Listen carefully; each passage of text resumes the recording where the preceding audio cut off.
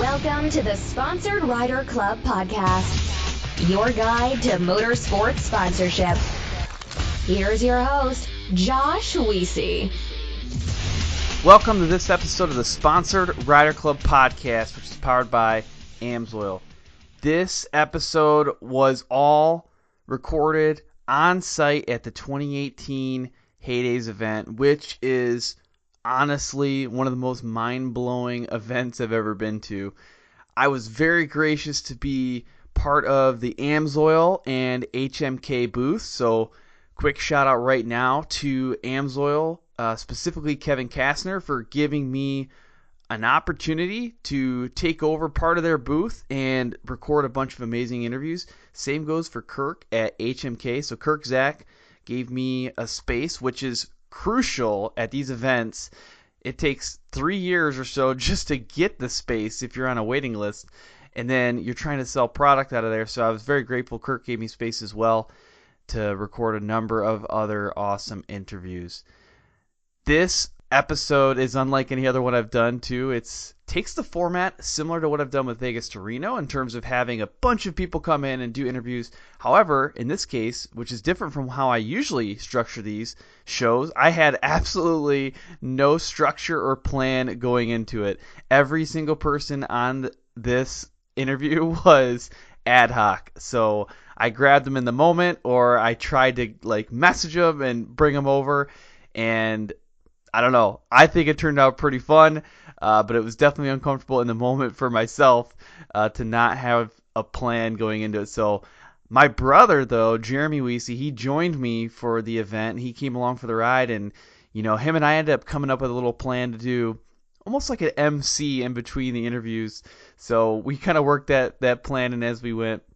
But you can tell as we're recording, him and I comment on it. We're like, hey, such and such is coming over, but then they couldn't actually make it. There's so much going on at Heydays. There's so many people to meet. You can't walk 30 feet without running into somebody that you know and having a conversation. So there's a number of people that were going to come on the show, and they didn't, and we talk about those. And there's a number of people that were not going to come on the show that we just grabbed, and they did it. So it was good stuff. I also, in the process, learned a few more things about a number of the companies, but one, AMSOIL. I spent some time talking to Kevin Kastner off the air, and I got to talk with Lindsay Premo on the air, which we'll get through the guest list in just a minute. But he was talking about the Runs on Freedom campaign with AMSOIL, and he helped me better understand there's actually regulations out there. I think it was in 1972 there was a law passed that said, an OEM can't dictate to you what oil, or I think in general aftermarket products, that you can use in terms of it voiding your warranty. So there's actually a clause out there that says if an OEM is going to dictate that you can't use, in this case, an aftermarket oil, then they have to prove that this oil is going to cause some sort of damage to truly void your warranty. Otherwise, they can't tell you that your warranty is void. And I think even to the extent that they must then pay for the standard oil, which whatever they recommend to go into the machine. So that's pretty wild, and that's what the Runs on Freedom campaign is all about, which I thought, it kind of blew my mind. I know I've been told that in the past, that you can only run this certain oil while you're under warranty, and I don't know, that really kind of made me uncomfortable. So now I know that I actually have some options there. So I would highly recommend you dig into that and understand that clause a little bit better. I definitely don't know all the details right now, but it's enough to say I need to learn more about it. And even now I already know more, and I think I'm armed with a little bit more knowledge when it comes to choosing the type of oil that I want to run in my machine while it's still under warranty, which I've been running AMSOIL for a long time, but there have been periods where I'm running whatever oil the OEM recommends so that I don't void my warranty. Either way, check that out. I think it's pretty interesting. So now I want to get into the guest list. It's pretty extensive. So we started off with my brother, Jeremy Wiese. So he's 10 years older than me, and we've been riding since we were kids. He used to take me around when he was 10 or 11 on his little snowmobiles, and we'd go around in the backyard. So it's kind of cool to see how we've progressed. We talk about that in the show. We actually had a number of questions that members of the audience actually submitted through the social media page, the Facebook page. And so we went through those questions and we just kind of talked about things. So that's pretty fun. Then we had Lindsay Premo come on from AMSOIL, and she is actually the one that would be like receiving your sponsorship requests. So that was pretty cool to get her perspective, things to look for. Then we had Carl Schubitzke, who is the president of ISOC. So it's really cool having, the Snocross series president come on and talk about some of the impacts that sponsorship has on the motorsports industry. Then we had 4x4 Barbie come on. So this is Pleasant Cook again. This would be her third time on the show, actually. She was just on the Vegas Arena episode. Really cool. She's our second three-peat guest.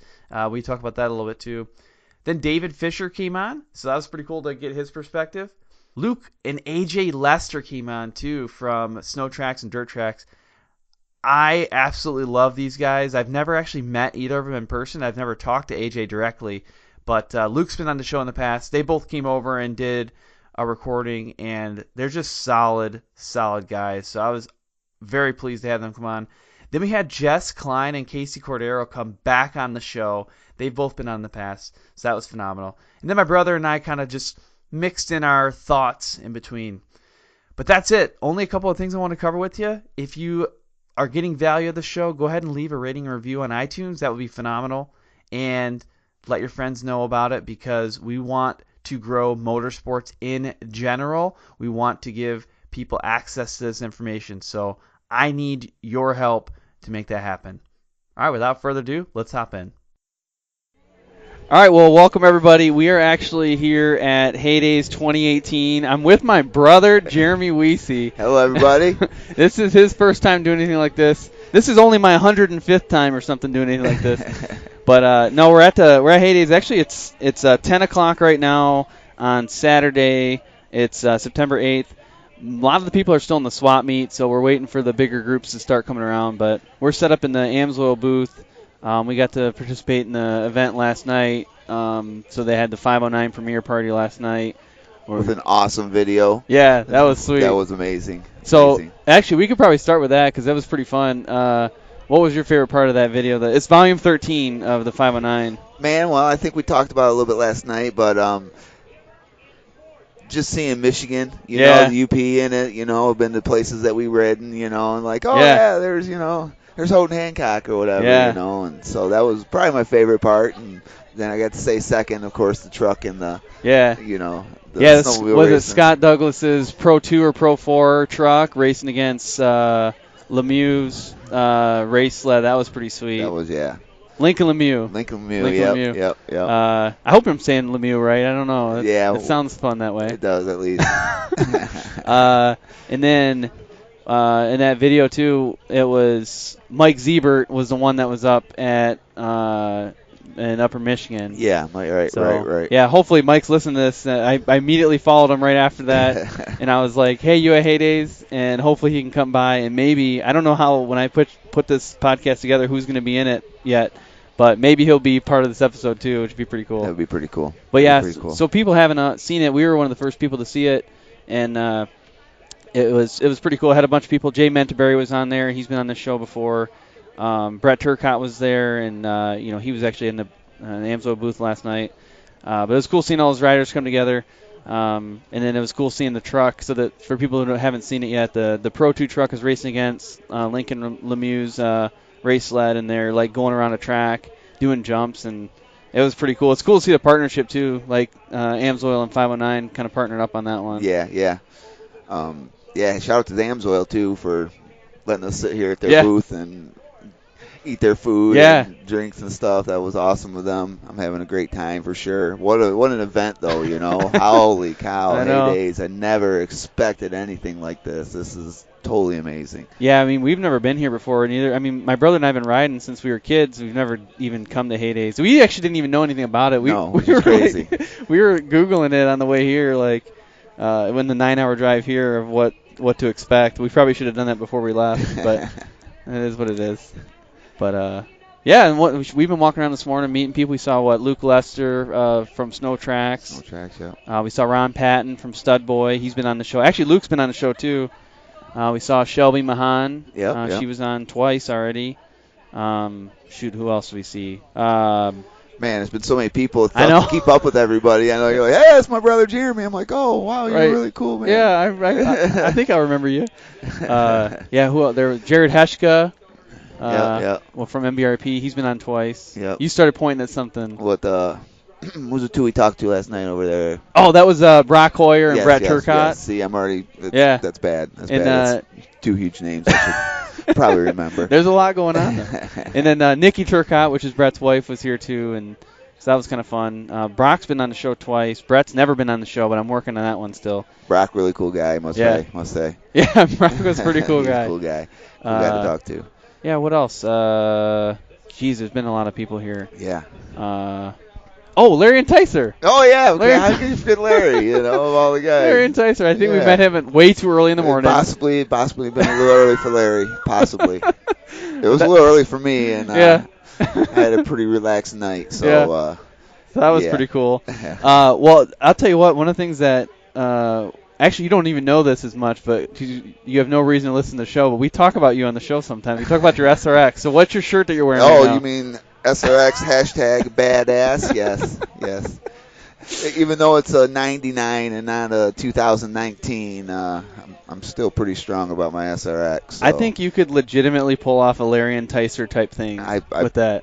Maybe, yeah. Like, if you'd have to have all the old, you'd have to have an original 99 jacket. I think I still got one.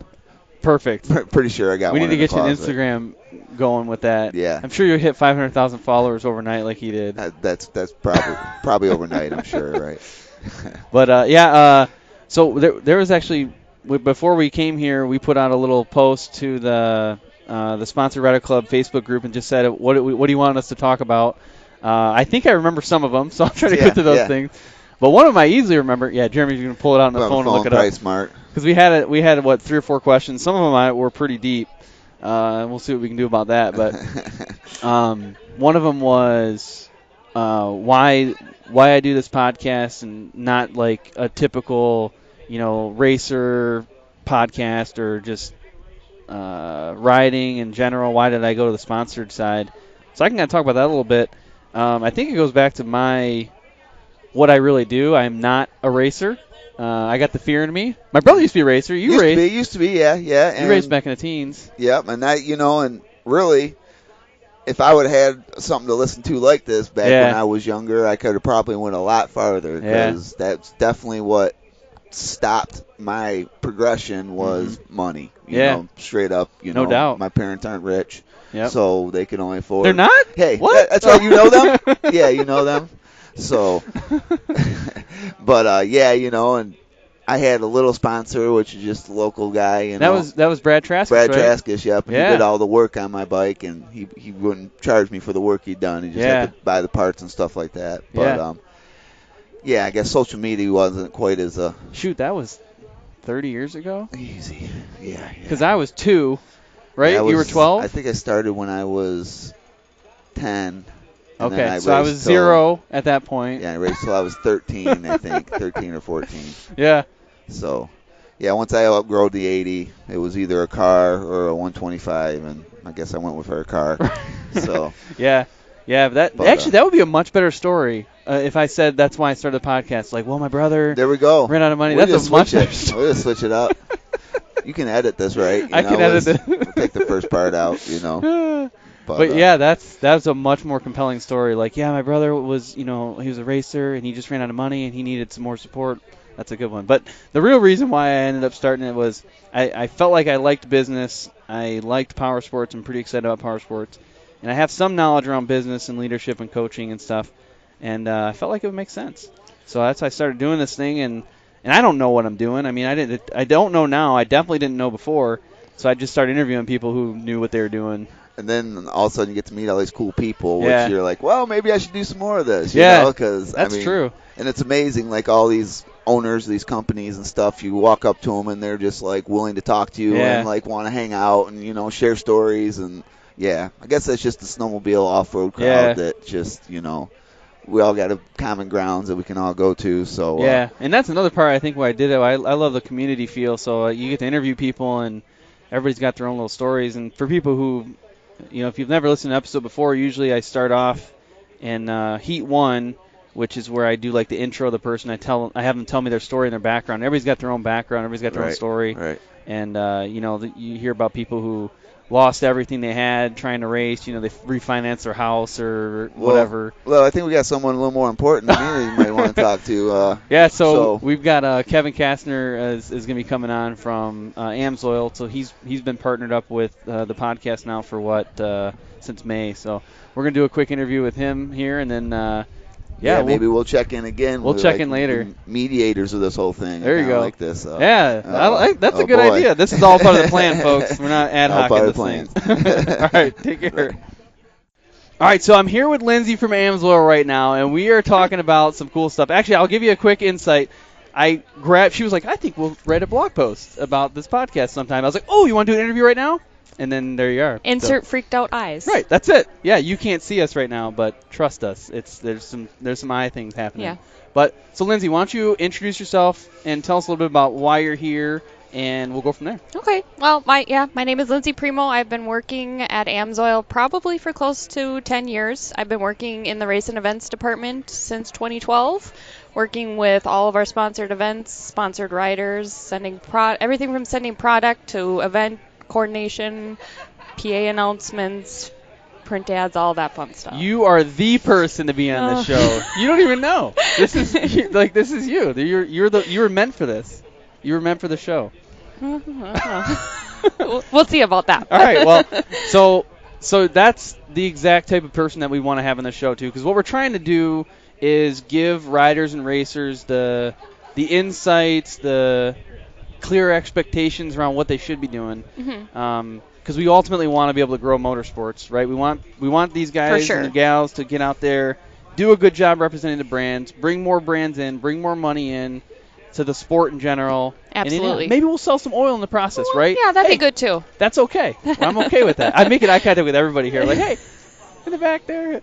But so I mean, we talked a little bit too about like writing a blog post about what things might be tips or tricks for the whole sponsorship game. Do you have any of those right now, like kind of off the top of your head? For sure, the first and foremost, I would say know who to get your resume to. Yeah. We get things filtered from all of our. We're a huge company, so we have things filtered from all of our different departments, just in our random like fill-ins on the website. Just ask the question instead of submitting your resume there. Find out who you need to get to, who you need to talk to. Yeah, that's good. Is there, like, what's the way to get to that? How do you ask the right question, or when do you ask the right question? I would say we even get them through Facebook. People ask us if I'm looking for sponsorship, who do I need to talk to? Yeah. And then we just say, shoot your resume over to racing@amsoil.com. Perfect. Yep.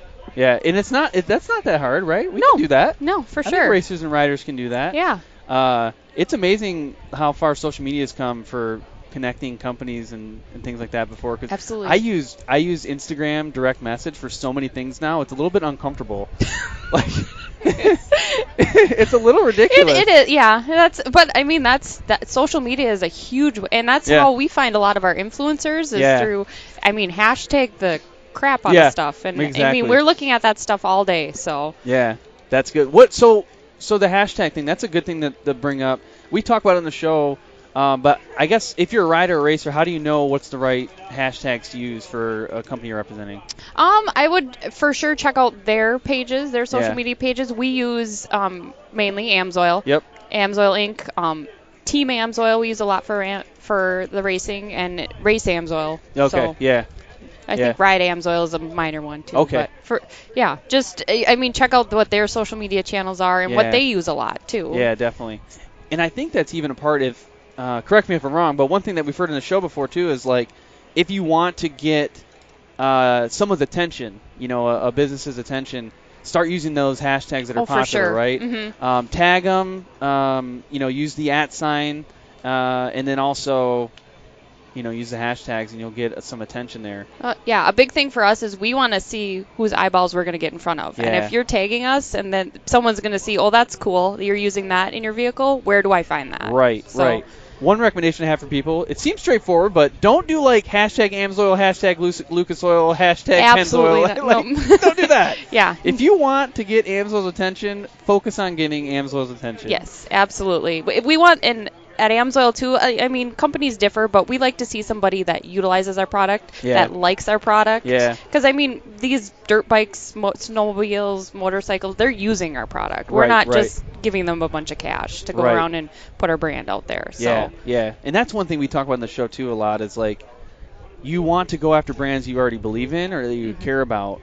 And sometimes people don't do that, and it doesn't always work out in the long run. No, we can spot a fake a mile away, probably. Yeah. Authenticity is a big thing for us. So I think in one of my first shows, when after AMSOIL came on as title sponsor for the podcast, I shared a story of my lawn tractor. I just sold my lawn tractor, which is kind of sad. I just remembered how disheartening that is. But I had AMSOIL stickers on the side of my lawn tractor, like, cutting the lawn. For sure. But it was funny though. When I was actually selling it, the guy was like, "Oh, what you run AMSOIL here?" I was like, "Yeah, dude." And I was like, "I actually have a quart left." He's like, "Oh wow." He said, "You must take care of your stuff." I was like, "Right on, dude." I was like, "That's another $100." But yeah, good times. So what else? I mean, what about with events, right? Coming out here, how do you know the right people to talk to? There's just so much going on, and it's a good time to make connections. It for sure is. I mean, again, it's just knowing who to talk to, when to, and you got to go through the groove. You kind of got to figure out a rhythm and figure out when, and just don't be afraid to. I mean, we say squeaky wheel gets the grease, so I mean, not too squeaky though. I mean, note that, people. But I mean, you just know who to go to and make yourself presentable and approachable, and just make a good first impression. Yeah, one piece of advice that I'd bring up, and it's actually helped me a little bit today. So I'm fairly extroverted, and I'm pretty comfortable walking up to people and saying hello. But my brother's like 10x that. Yeah, so same here. Last night we were walking around, and I'm like, "Oh, I think that's such and such over there," and he's like, well, "Let's go talk to him." I was like, "Oh, I don't know if I'm ready for all that," and yeah, he'll just walk up like, "Hey, guys." So either way, a recommendation I'd have for people, if you are the more introverted, a little nervous about that, bring your extroverted friend with you. Yes. Like, have them start the conversation. I bring Carly with. There you go. Yeah, Carly's the other one that I keep making eye contact with her, like she's actually in this recording as well. But, yeah, so I that's one thing I recommend. So for people listening, if you are a little nervous, bring someone along. But don't, it could be that approach that gets you noticed too. That's I mean, because I am the exact same way. I don't like to approach people like that one-on-one. Right. But I mean, that can be how you get noticed. Right. So. Definitely. So you mentioned something fun, and that's the squeaky wheel gets the grease, but don't be too squeaky. How do you know? This is something I need to know too, because I bug people for interviews so frequently. Sometimes I'm like, am I the annoying guy that like I've already crossed that line? How do you know if you're too squeaky? Well, I guess the line is very fine. Yeah. I mean, for us, we're getting inundated with tons of proposals a week. Are we talking like a 50 a week, you think? On a slow week. Oh, on a slow week it's 50 a week? Yeah. I mean, and they're like I mentioned. Oh, yeah, because they're coming through all the different social platforms. They're coming through, Facebook, Instagram, all of that. So it's just, it takes us a while to get back. We're not ignoring people, we promise. It takes us a while to get back to people and. Yeah. Maybe one follow-up, maybe two. Yeah, one follow-up just to say, hey, want to make sure you got it is fine, and then wait for a response from us. So it's sad to say, but usually if we're not getting back to you, it means we're not interested. We try to get back to people, but we're just there's only two of us. And, and I mean, it's just difficult. But again, it may be something that kind of got fluttered down and we didn't see it too. One more follow-up will be like, oh, hey, yeah, that's right. We need to talk about that. Right. Yeah, what I've used as kind of a gauge sometimes is a lot of times with it, especially if you're using social media, you can see if someone's read it or not read it, right? Which is awesome. And after two not reads, I'm like, hey, just follow it up. And maybe a month later, hey, just checking in. Like, okay, got it. As a hint. You're seeing it. I understand now. And then maybe I'll do one more just to – no, I'm just kidding. Yeah. It's probably a good time to stop. Well, and that's, again, more important for us is why you figure out who to talk to. Because through social media, they're just pushing it off to us. So Right. Yeah. They'll look at it repeatedly and just ignore it. Yeah. From there. Yeah, have your stuff ready. Yeah. Yeah. Yeah, Carly's mentioning, just don't have your resume ready. A lot of people call in and they say, well, what's that? But, I mean, if you're in this world, you should know at least somewhat what you should present to people to get sponsored. Yeah, definitely. Yeah, because they'll ask, right? And if you already have it before anybody asks, it's even better. Yeah, if it's just a simple, where do I send it in? We tell you, you send it in, that's perfect. Right, right. And if you don't have a resume, get one. Yes, exactly. I mean, build your resume. It doesn't need to be fancy, like high-res videos or any of that. We just want to see who you are, what you do, where we're going to be seen is a big thing for us. Right. No, it's very cool. Anything else? Any little tips or advice or tricks or game-changing, I don't know. Puppies? No, just kidding. Puppies they draw the attention. That's where it's at. No, just kidding. But not cats, because that's just we're not sponsoring someone who's a cat person, right? Oh, you are a cat person. She's a cat person.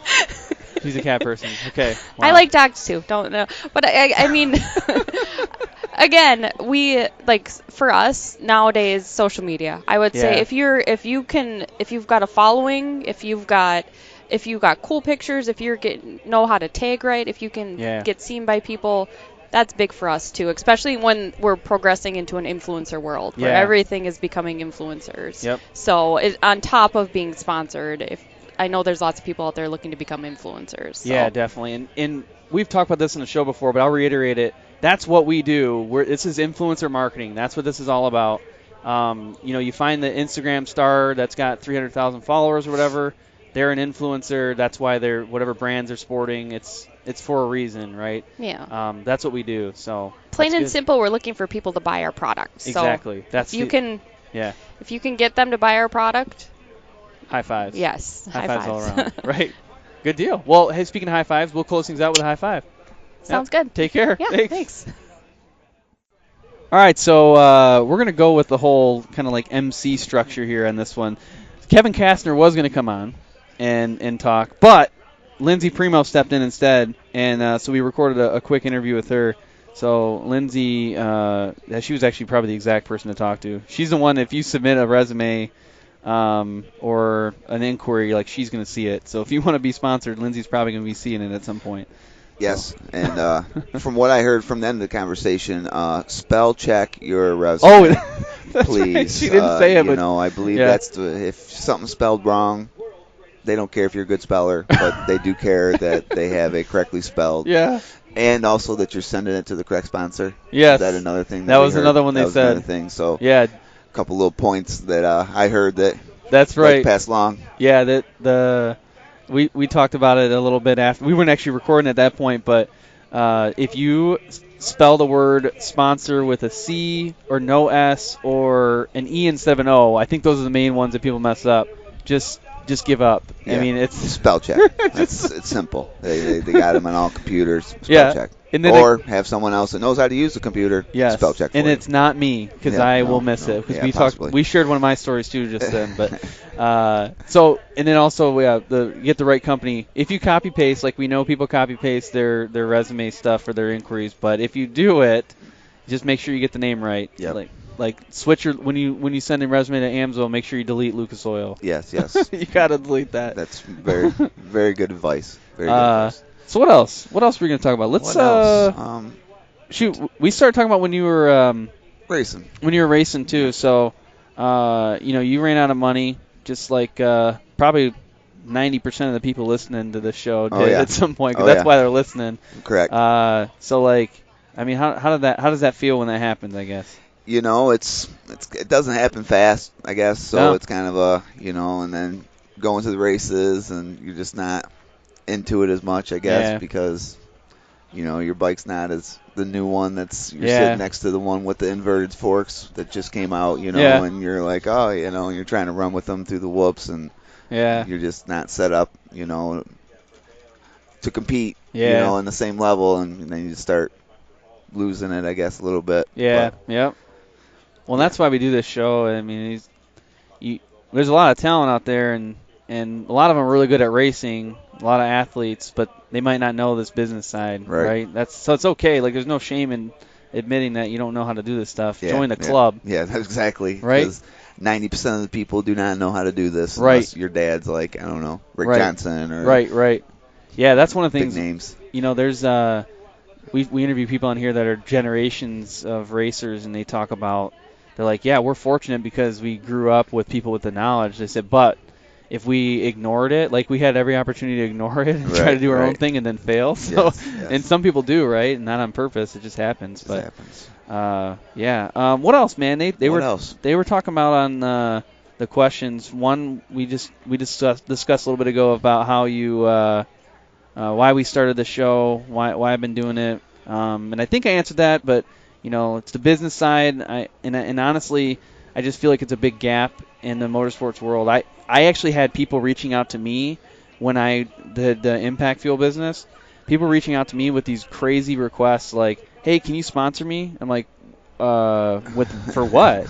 I don't have any money to do anything. Right. And they're like, "Yeah, maybe like can I use your fuel? I'd love to run your fuel." Like, oh, because it says impact fuel. Right. You obviously have not researched anything. Right? Have you looked at anything? Like, have you looked at my website or anything that says what we do? Because it's not at all anything to do with fuel. Like, I apologize. I know I designed the name. It says impact fuel. It's supposed to be a pun for impactful. So I apologize for creating that confusion, but take the 10 extra seconds to look at it. Well, and maybe someone will come out with a fuel here and buy that name. That might be a good business idea. Good marketing. If you're listening right now and you have a fuel company and you're looking for a good name and a logo, Impact Fuel is for sale. $20 million. We'll just start the reserve price there. Start there. But yeah, that's another reason too. Is I just saw as a big gap in the industry and I guess I was a little annoyed because that wasn't just once. I mean, it's not like it was every day for me. It was a small business, but like it was at least 10, 15 times. Yeah, no, I remember a few stories. Just telling me that for whatever reason. So yeah, it's goofy. Yeah, and it's off-putting, man. Someone just reached out to you, sponsor me. I'm really fast. I'm really fast. Oh, like, really? Yeah, so am I. Yeah, join like everybody in the world who's really fast. Right. And that's nothing wrong with being fast. It's just the way you approach it. Maybe start off with like, hey, my name is Cindy Lou Who, and I grew up racing, and I'd really like to get some more exposure. Here, would you like to talk some more? I don't know. I'd love to get to know you, build a relationship. Oh, I kind of like you, Cindy Lou Who. Right. Maybe we can do something here. Exactly. I still didn't have any money, I still don't. But anyhow, one day. Yeah, one day. What else? So people had asked about like what's the future hold? Future, yeah. Where do you think? Where do you see this sponsored Rider Club podcast going? Are you just going to try to stick with this, or is there? Yeah, man, it's tough to look forward for. I mean, you're meeting so many new people now that I could see having being a hard time saying, well, I'm going to do this next, right? Because this is still in such a growing process. So yeah, well, it's interesting. I didn't even plan on doing the podcast at first, right? I started Impact Fuel, and this kind of came out of it. So I wouldn't have expected that. If you'd asked me, 2 years ago, that this is what we'd be doing, I wouldn't have known. But I guess we've always talked about doing something in the power sports industry because that's what we love. Yeah. That's how we bond. It's not like we call each other on the phone and talk about feelings. No, we were like, let's go bang some trails. Let's go, hit this hill or whatever. That's true. So that's actually funny. My wife's always like, I was like, yeah, I talked to my brother today. Oh, cool. How the kids? I was like, shoot. Ooh, yeah. We should talk about that. We talked about our trucks. We did talk about some four-wheelers, a little snowmobiling, and Yeah, I know that his spark plugs he's replacing. I sent him a link for that. Got that link. He's putting them in this week. Yeah. Well, whatever. It's just, that's the way it is. That's just how it is. But hey, the future, where's this going to go? I mean, I feel like I'm still very passionate about growing it. We're about ready to approach the 30,000 download mark. Oh, wow. Which is, I feel like that's a lot. That's huge. I mean, I think so. I feel like that's a lot. So we're getting there, and I'm pretty excited about that milestone. But I feel like there's a lot more people out there that need this help. Ultimately, I want the motorsports industry to grow. I feel like it's always the industry is at risk. Because it's a very expensive thing to do. Yes. And it requires a lot of natural resources like land. You got to have oil. You got to have fuel. You got to have all this stuff. Permissions. I mean, honestly, that's probably one of the biggest things here lately. Huge. For the trails and all that. Yeah. So we need for the the industry to survive and power sports to survive and grow more, we gotta have support from businesses, and so I feel like riders need that information to get there. So I would definitely want to keep growing. I want to help more people. I love the Facebook Live thing. I've been having a lot of fun with that. Yeah, that is pretty. I've watched a few of them. Them are pretty fun to. That's been fun. I'd like to understand Instagram TV a little bit more. And honestly, one thing I haven't really shared this before, but I would love to get some sort of online training put together so that people could log in and watch several videos to take all this information we've been learning. I started an account. There's a platform called Udacity, and they do online training, so you can create your own stuff. They got really high expectations though. Like your video quality has to be on par. So I'm definitely not ready for that, but I think in the future that'd be pretty cool to be able to offer some online training for people to download. Oh, yeah, that'd be a good idea. A website to have, if you're having a bad part, you're having trouble with this particular step in the process of sponsorship, you could go to that. That's a really good idea. Yeah, so that's it. I've investigated. It's a lot of work. So that's one thing that I could see in the future. Another one, which is a little bit more tangible and easier for me to do, is another podcast. I was actually looking at doing an offshoot of the Impact Fuel line to do a Get in Gear podcast, which would be around productivity. How do you start your morning routines? How do you maximize your time? Because that's people run out of time. Oh yeah, all of us do. I know all about that. Yeah, so I was going to talk about that to try to help people along the way, but I haven't put it together yet. I've been very focused on just this version of the podcast, but that might come in I don't know, in the next year or so. Well, that's cool. But that's easier to do, too. That I know how to do. The whole online training thing, I got some learning to do there. Yeah, for sure. But, yeah. Well, hey, I think we'll probably take a quick break here. And I think last time we took a break, Kevin Castor was going to come on, but we actually did a swap there, and Lindsay Premo came on. But I think next Kevin's going to try to come on board, and we'll do some more talking, man. Yeah, we could talk to there's a couple guys that are possibly coming on today, right? Yeah, we're trying to bug some people right now. I mean, everybody's really happy to come by, but you get so busy, right? There's so much going on. A lot of people to talk to. Yeah, but so Mason Rutledge, if we can lock him down, he was going to come on. He's a backcountry rider from Idaho. So is Richard Broylan. They actually ride together. Right. They're both doing Snocross, I think, last year too. So they are interested in stopping by. Luke Lester, SnowTrax. Who else we talked to that said they were going to come by? Brett Turcott said he'd come by. Brock Hoyer. Brock Hoyer would be the third time being on the show if he swung over. Kirk Zach, HMK, we'll try to sit down with him for sure. Check out the AMSOIL booth. They got the Snowcross Championship booth with a new website set up. It's really cool. A lot easier. Cool. I gotta say, it was a lot better than the last one for sure. A lot easier to navigate and whatnot. So definitely sweet. All right, well, take care. All right. All right, so we are back in the AMSOIL booth here, and I keep grabbing people randomly, like, you want to do an interview? And like, yeah, sure. So in this case, I got Carl from ISOC, and he's going to talk through a couple things around the series, and hopefully what I'm going to try to draw out is like maybe some tips, tricks, advice for what you think riders should be doing and what they should be thinking about. I know from your standpoint, too, from what I understand, is you have to balance a lot of sponsorship for the series itself.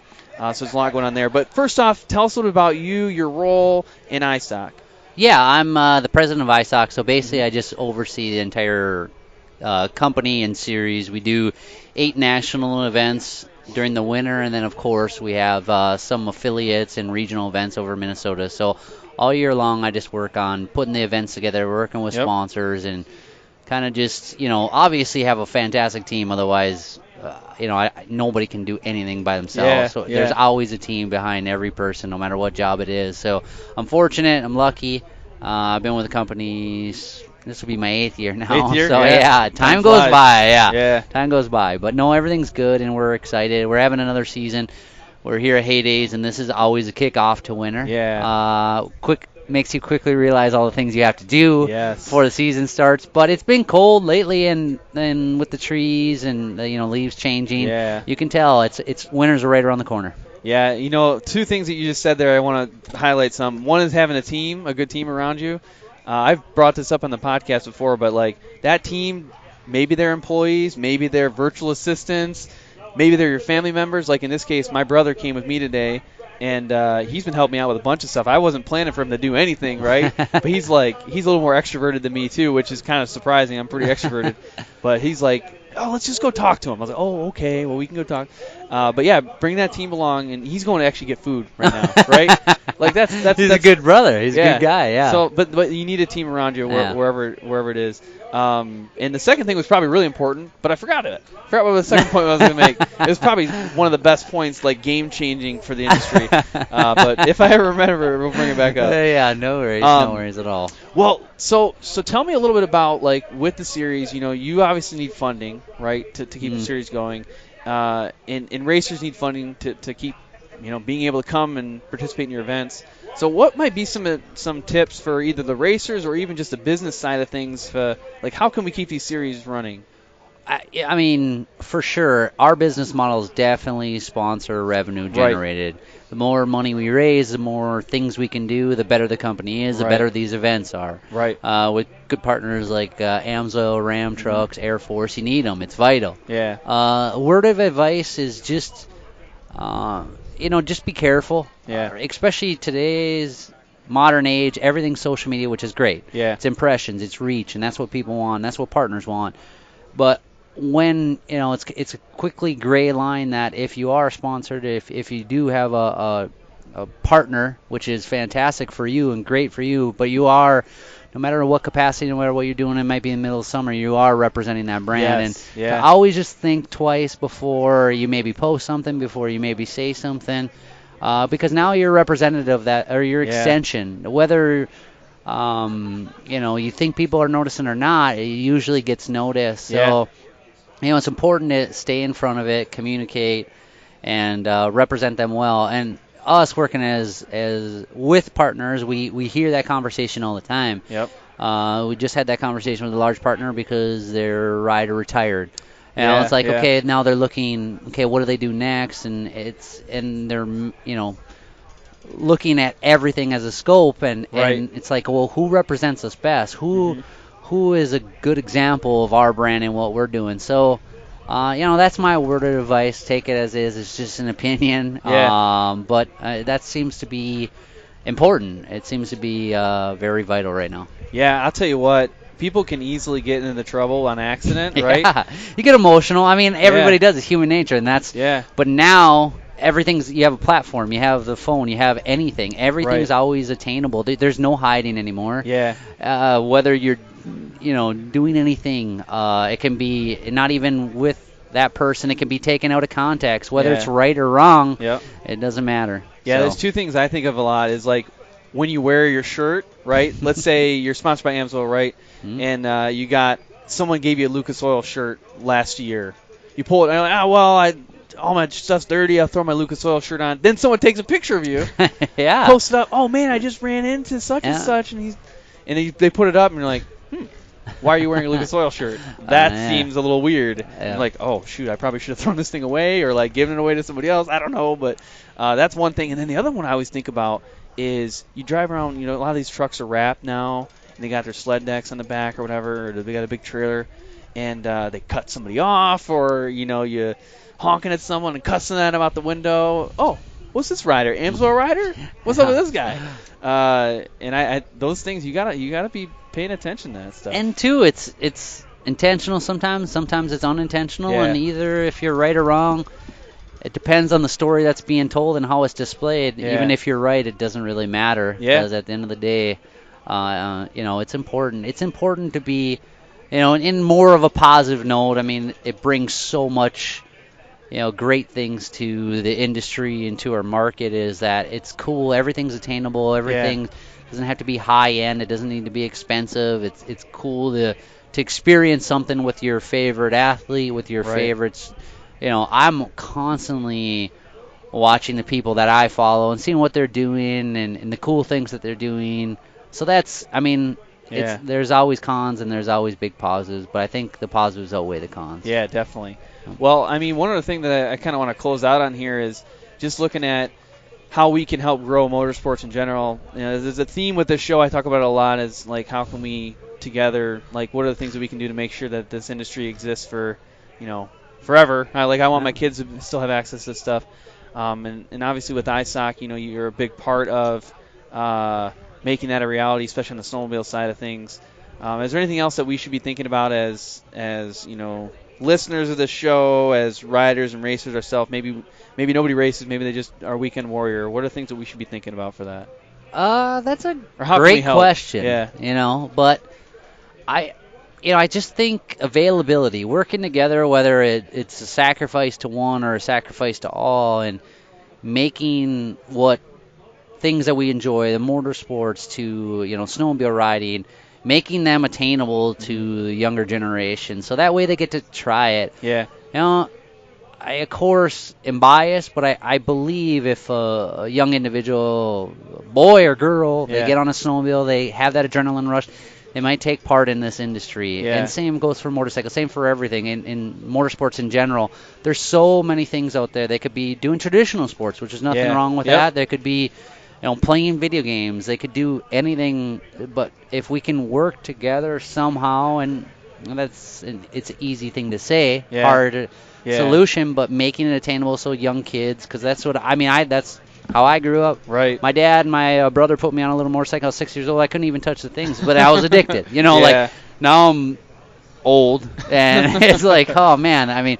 But that's what it takes. Like, especially, it's harder and harder to get younger kids and just into anything. I find there's so many options now. Yeah. That's been a hard thing. Even just when I was trying to figure out how I was going to help motorsports, I went through 1,000 different ways. I was like, there's a lot I can do. Yeah.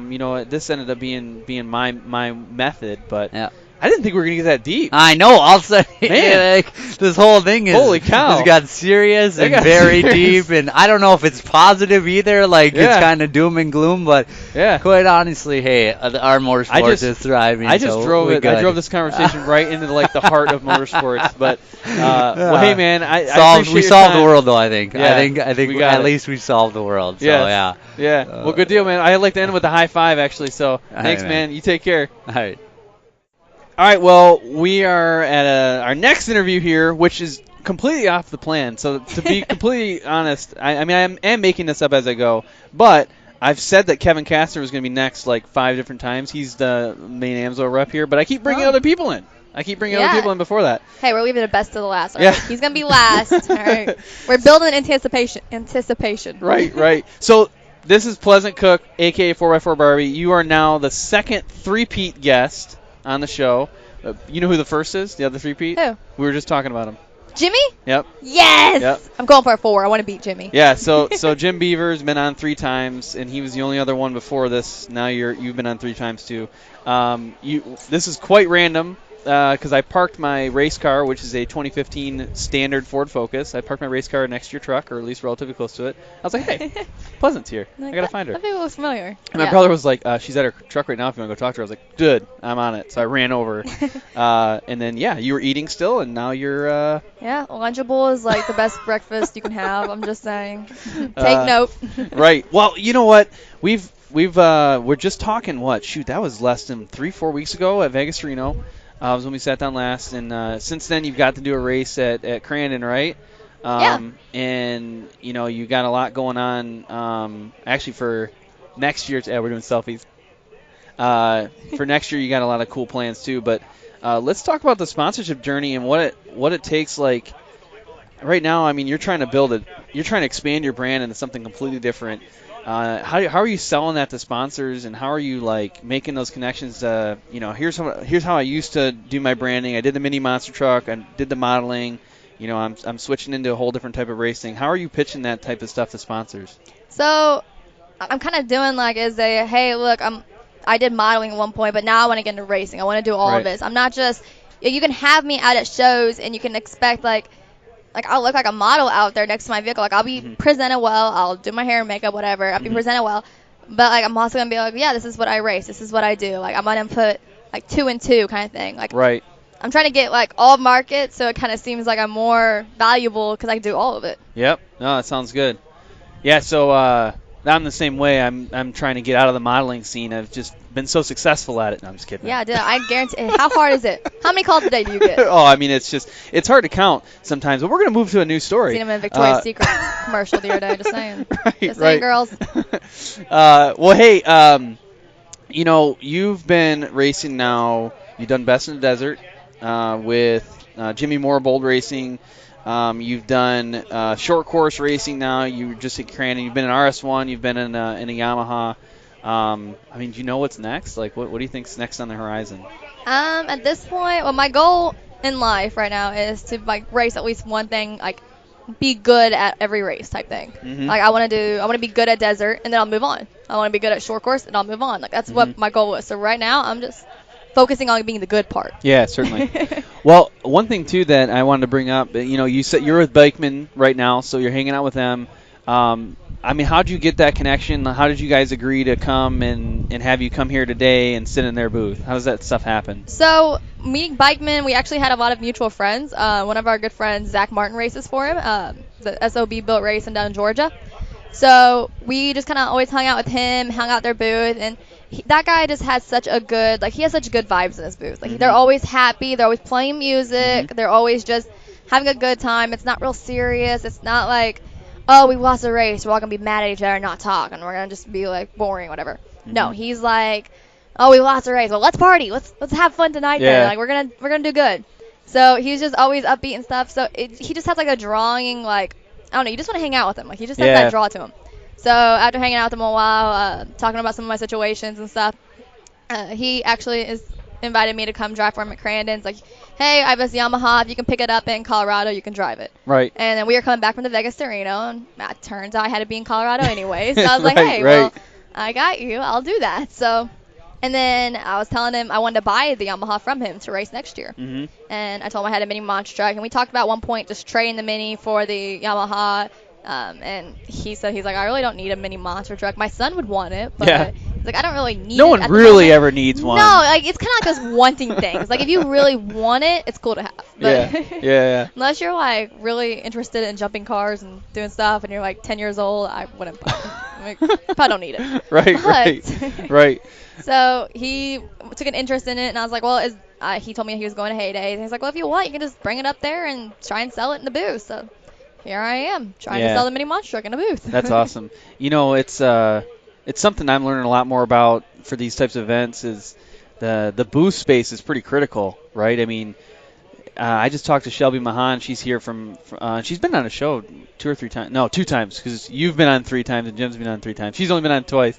And she was like, yeah, her wait list was 3 years to get on the show, or to get a booth. 3 years just to get a booth at Heydays. So, for me, for example, just to be able to sit down with AMSOIL today, I'm pretty excited to even have a space available because I know how hard it is. But we got some that's some side David eyes. Fischer. I figured it was. I was saying we got to get David Fischer on. Yeah, he's like, yeah, I think so. And then he's walking away. But his little white pants. We've been working on getting him on the show. That's your Instagram crush, right? That was my Instagram crush. Yeah, turn me down. Yep. Well, well, you got a lot going on today, and I stole you from eating. Is there anything else you kind of want to close things out with? No, I mean, I literally just talked to you guys last time. Not much has changed. It's been pretty recent. Everything's been kind of just been crazy. I think next weekend for you non-racers, I'll be at the 4-Wheel Jamboree. There you go. Truck stuff, all right? Yep. And then, hey, are you going to be at the Pomona Off-Road Expo? No. Oh, about to say I'll be there. Yeah, I will not. I think this might be my last event for the year, honestly. I know. That's so sad. I know. What month is it? It's only September, yeah. Dang. Right, but I'm hoping to get some more riding in. I'm trying to convince my brother here actually to go up Upper Michigan and do a little camping adventure thing. So. Sounds like fun. But yeah. Well, good deal. Well, I'd like to end on high fives. Yes. Thanks again. Did you guys hear that clap? It was good. It was a good clap. It's got to be loud enough to hear. All right, take care. All right, see y'all. Well, so, hey, we're here at Heydays right now, and I've just been grabbing people as they walk by. And actually, in this case, Pleasant Cook, a.k.a. 4x4 Barbie, she was just on, and she's obsessed with you to probably an unhealthy level. This is David Fischer. So, David, thanks for sitting down. Maybe introduce yourself. Tell us a little bit about what you do. So, David Fischer, Polaris athlete with the timber sleds both and RMK snowmobiles and short tracks as well. Spend a lot of time on snow. No Pleasant through the truck world.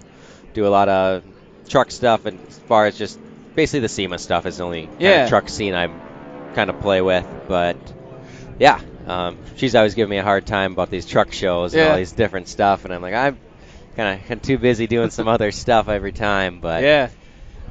Good deal, man. So today, are you with anybody in specific? Like, are you sitting in a booth with somebody else right now? So out here with Polaris this weekend. Okay, great.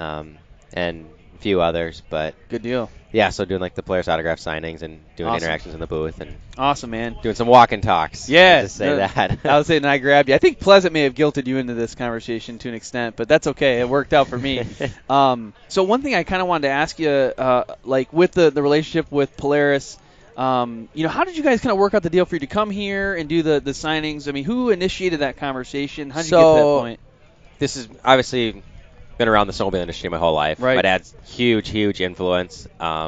He's the reason where I am here today, obviously. I've been coming to Heydays my whole life. It's what I know, and basically probably all I know. So in the snowmobile world, second weekend of September, what are you doing?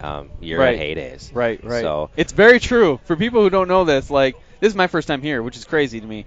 But everybody is here. You just walk around, you're like, oh, hey, Luke Lester of SnowTrax, or like, hey, Ron Patton of Stud Boy. It's just everybody is there. In the industry, this is kind of where everybody kicks off the year, and everybody's going to meet up here, and this is where everything happens. And certainly.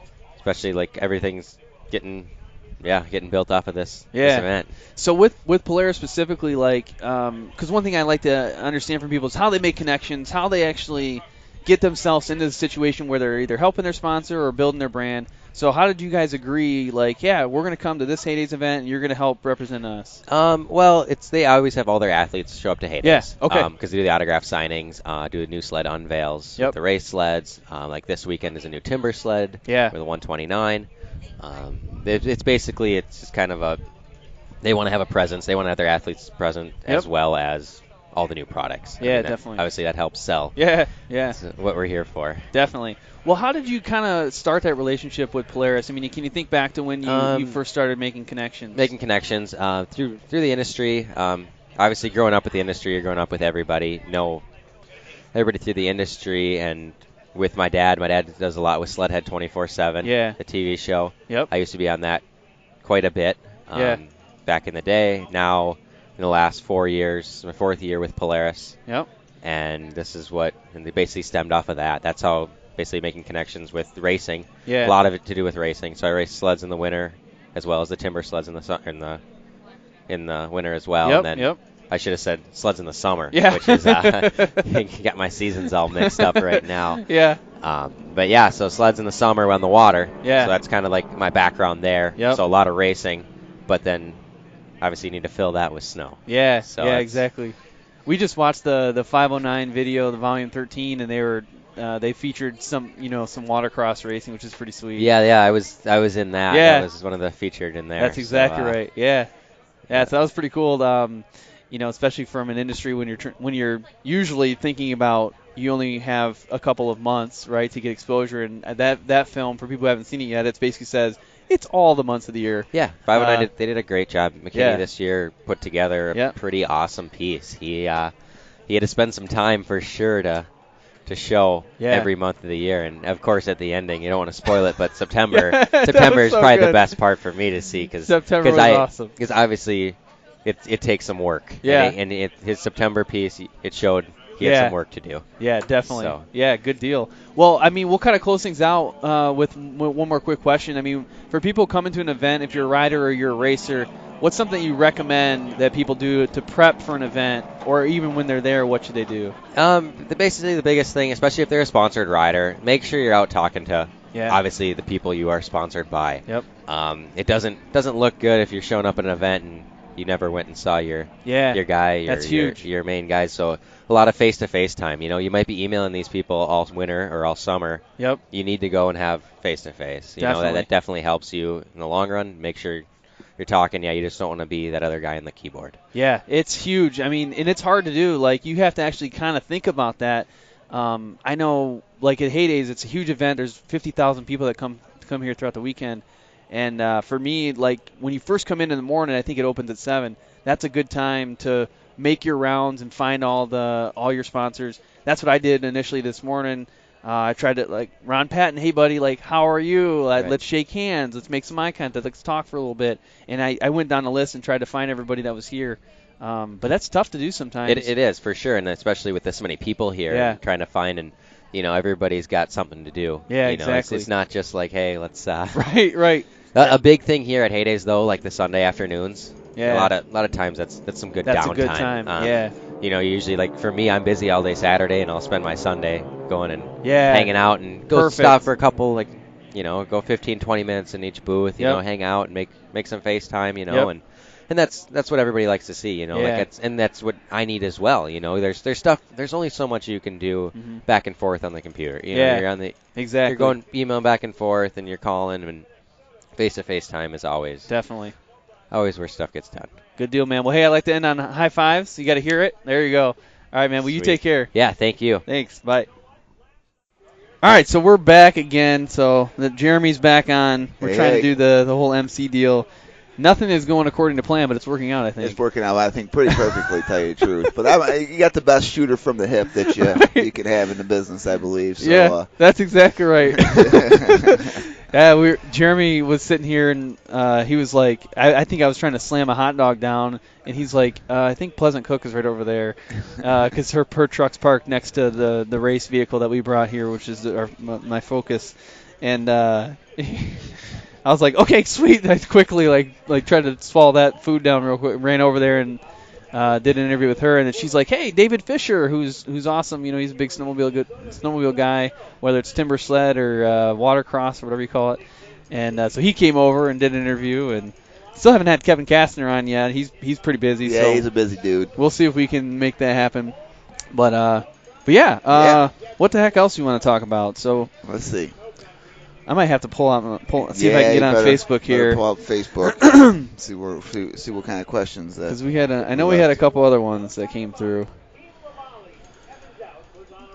Well, I tell you, I can see that Pleasant Cook. You can see why she is big on Instagram and stuff like that. Because when you talk to her at events like this, she's really easy to talk to. Just like most of the guys that are sponsored riders I've talked to are all really easy to talk to. Yeah. So I think that's another good point, It is. There is the social media and all that stuff, but just seeing someone that, has been there and done it, at these shows or, whatever event you're at, go talk to them. Go ask some questions, I mean, it never hurts. Worst they can tell you is I don't have time to talk to you or not talk to you. So might as well put it out there, And yeah, and, speaking of Pleasant, she was sitting down here and talking to us a little bit, and we were asking her, like, how did you get here? She's like, I don't even know.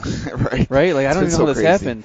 And I do that a lot in these shows. I try to ask people, how do they get a connection with somebody, or how do they actually get the sponsorship? And it's hard to even remember. With this case, so I think I messaged Pleasant once, like, hey, do you want to be on the show? And she's like, yeah. And then all of a sudden she's racing Best in the Desert now, and next year she's probably going to be doing a lot more. Right. And she's here. And she connected me with David Fischer. Right. And we just got that interview, and that, I don't know, that's kind of crazy how that stuff happens. But yeah, she was talking about, too, like, all these connections that she made to come here today is a lot. I got lost. But, oh, yeah, me too.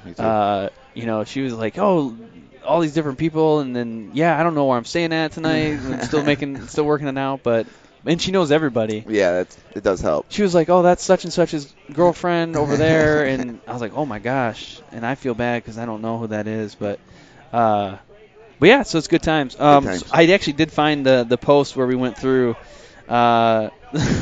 Looks like someone may have commented a little bit afterwards too. But so Shelby Mahan, she said the food at Heydays is unreal. So you got to mention that. Yeah, we did have a hot dog, and it was pretty dang good. It was good. Yep. One guy came up to me though. He's like, "You're gonna regret that later." And I was like, "Oh man." Okay, I was like, "But I like it now." Yeah, 50,000 people in porta potties. That could be a problem. Right. Let's see. So that was Shelby Mahan.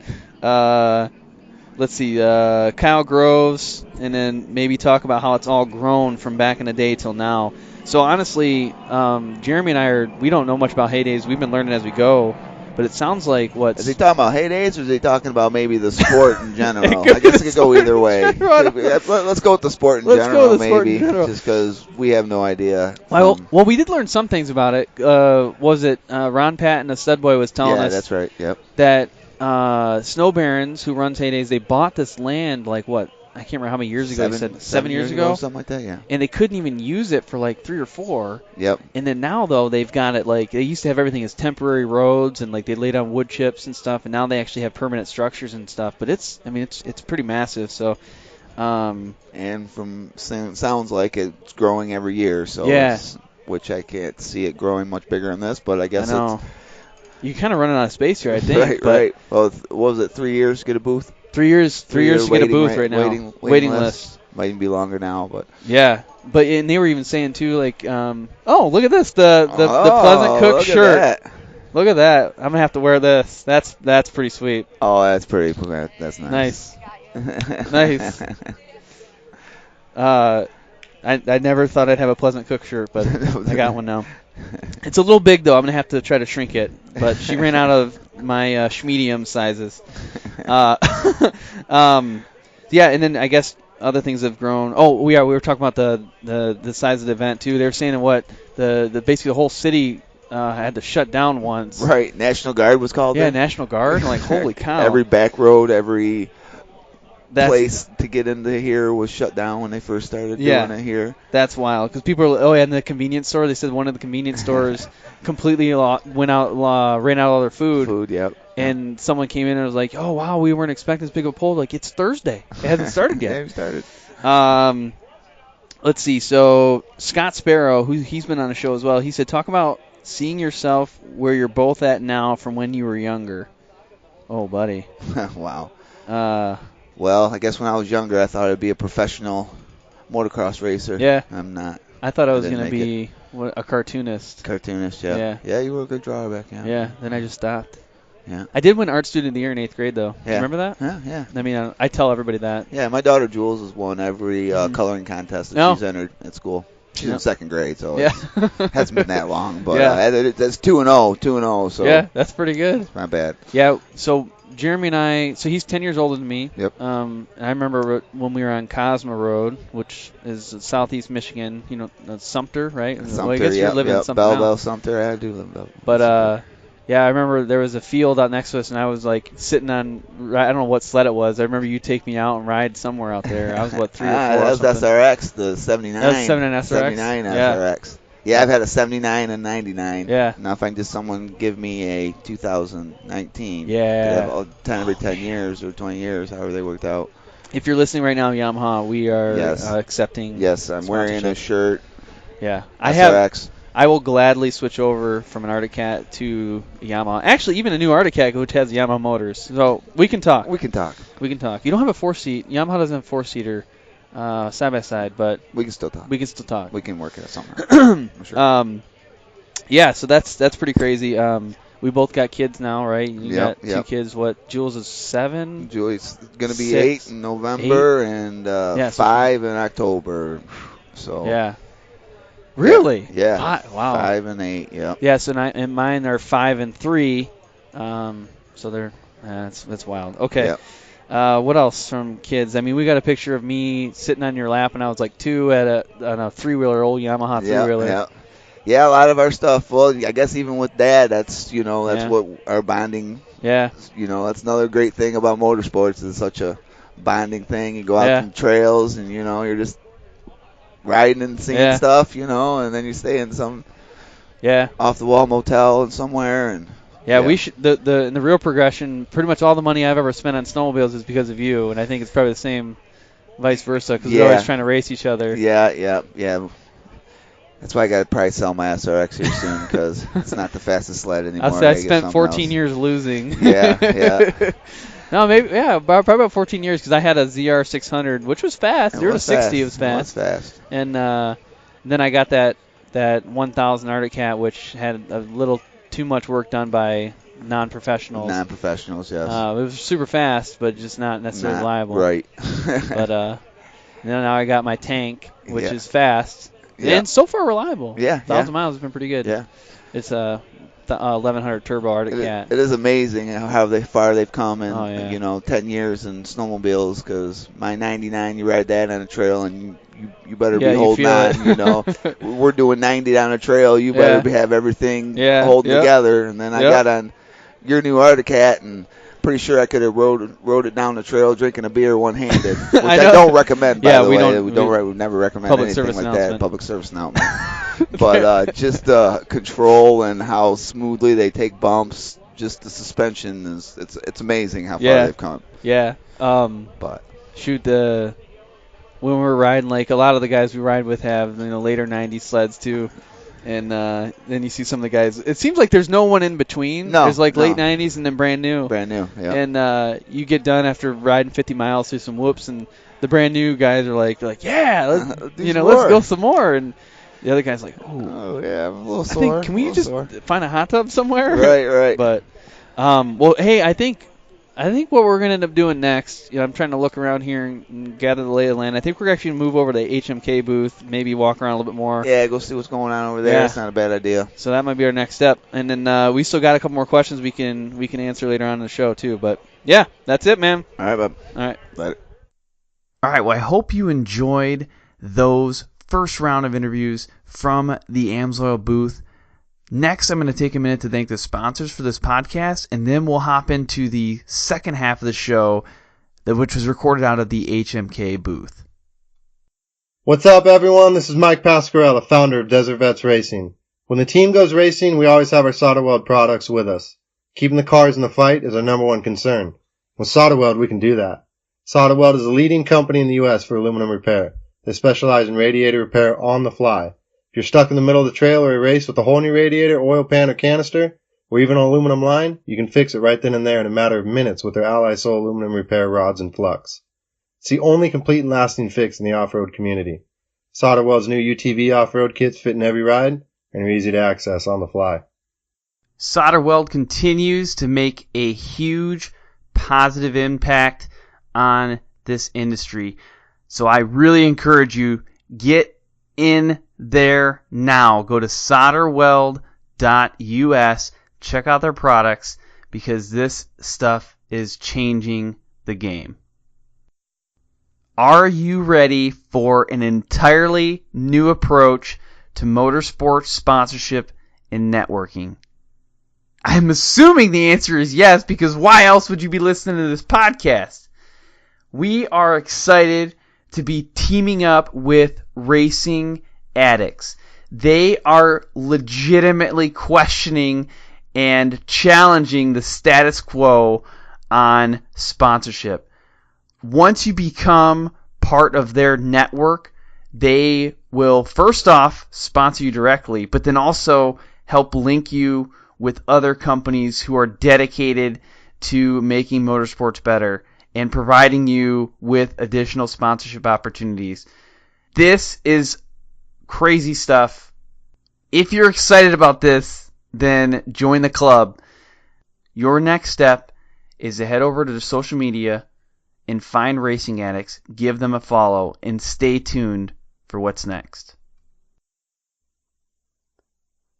I hear it constantly from racers that a good suspension setup is absolutely critical for performance, and that's why I'm going to talk to you next about bold racing and suspension. Now, it's really critical to understand your suspension, and there's so many intricacies with the valving and the shims and all this crazy equipment that you need to actually, rebuild and properly set up your suspension, that it's really important, if you're ready for that next level of performance, to partner with an awesome suspension company. Now, Bold Racing is that company. They're not only specialists with their suspension setups, but they also partner with companies that produce amazing custom components.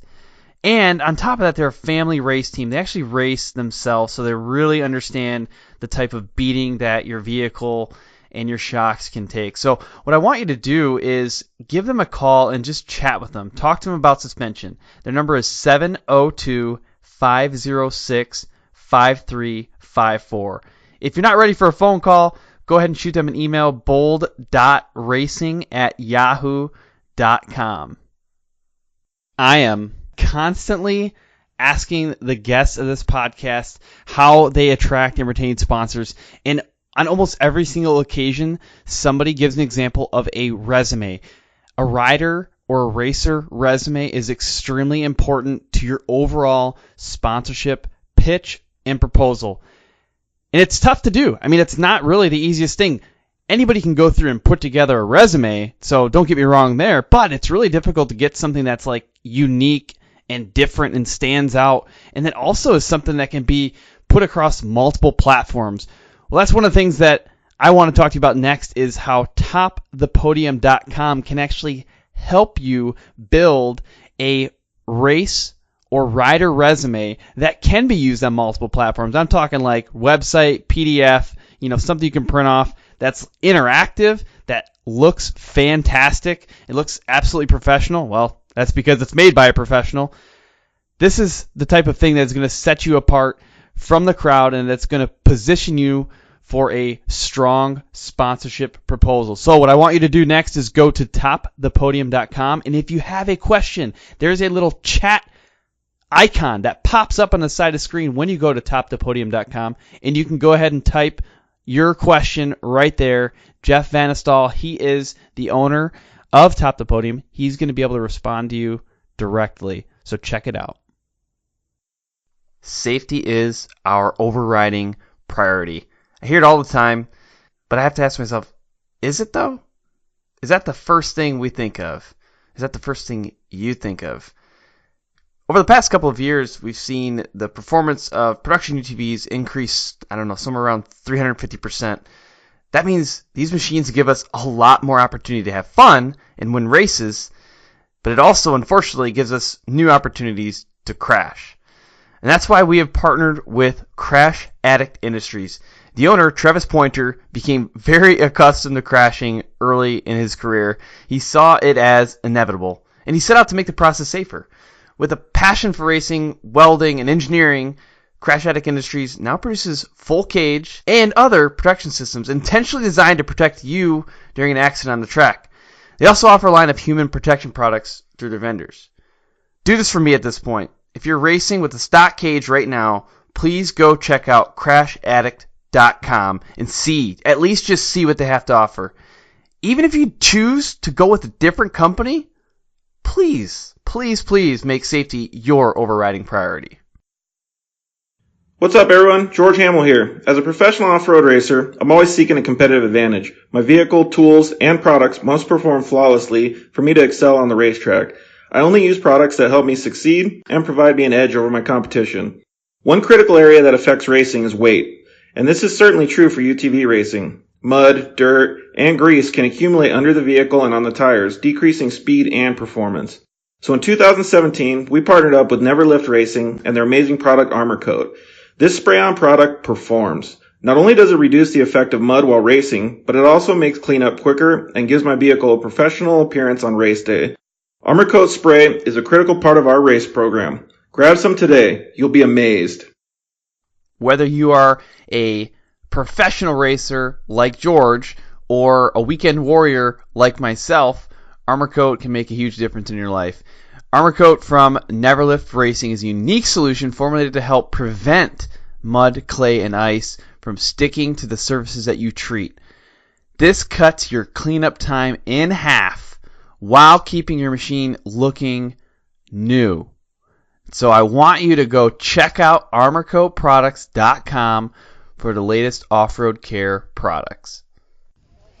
All right, well, we are now at the HMK booth. HMK. Oh, man, some cool stuff here, I must say. No, I just looked at the new gloves, too, that they got, the heated gloves. Oh, the heated gloves, all them things. They're comfortable, and they're, heated. I got a pair coming. I'm just waiting for them to actually arrive now. Like, they were pre-ordered. Now they're coming. Does that mean I get your hand-me-downs? Oh, yeah, you should. Nice, nice. I should get you the Voyagers. I like that. But, so the last time we talked, I'm not even sure where we were at. Where were we at? I don't know. I'm actually going to pull my Facebook thing back up. Talked to like 100 different riders. Yeah. And so as I'm looking this up, Luke Lester from DirtTrax, SnowTrax should be coming over next.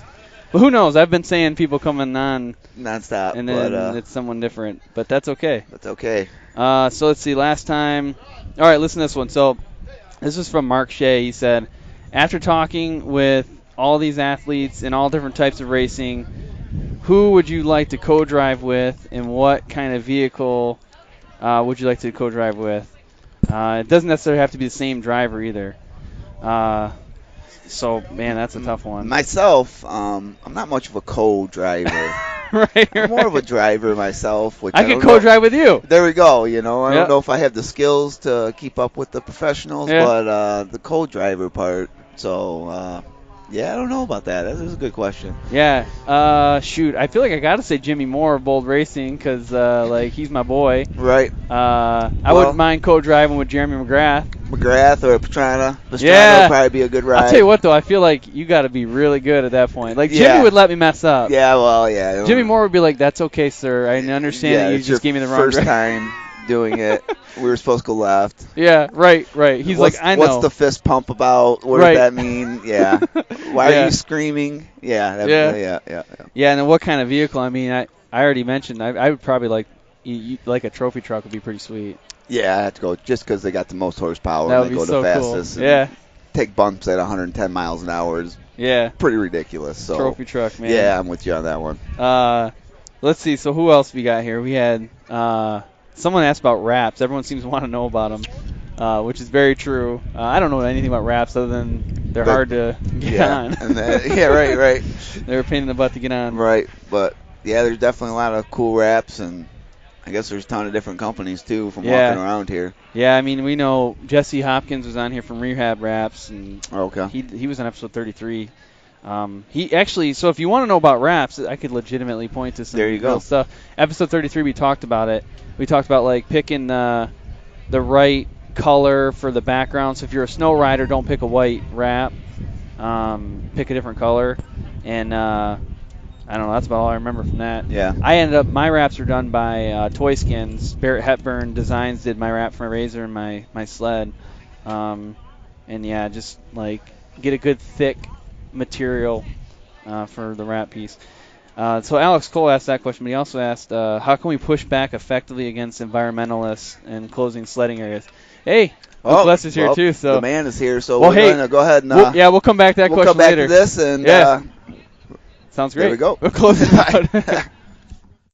All right, so we're at the Heydays 2018. I'm sitting here at the HMK booth. Luke Lester's here. So, shoot, you were on episode 60-something. I don't even remember anymore. One of those 63 maybe? I don't know. Let's just go 63. Sounds good. It sounds I like fine. it. Yeah. So, yeah, you've been with DirtTrax and SnowTrax, SuperTrax. Now you got all the tracks covered. And but I don't know, man. Tell me why you're here. Let's start with that. You know what? You don't not go to Heydays when you're in this industry, and you got fans, you got people who like watching the show. This is the place to be.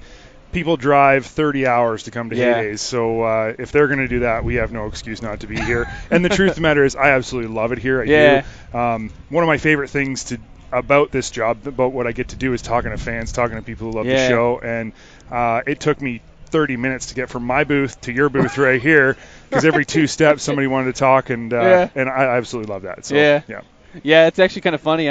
I've been doing this now for a couple years, and it's gotten to the point where I actually know some people. And it's the same thing. I'm like, oh, hey, over there, is that Scott Sparrow? What's up, buddy? And my brother sent me back to get some more business cards, and it took me half an hour to go get them. Once that face gets out there, there's no hope, man. Yeah. Well, one thing, man, you asked me right before we started kind of recording is why did I start this podcast? And I'll just kind of share that with you so you can hear it. I've talked about it a little bit on the show before, but actually. I came up with an even better story. So I got the real story and then a better story. So there's the truth and then the truth and a made up the good version. Story. Yeah. Okay.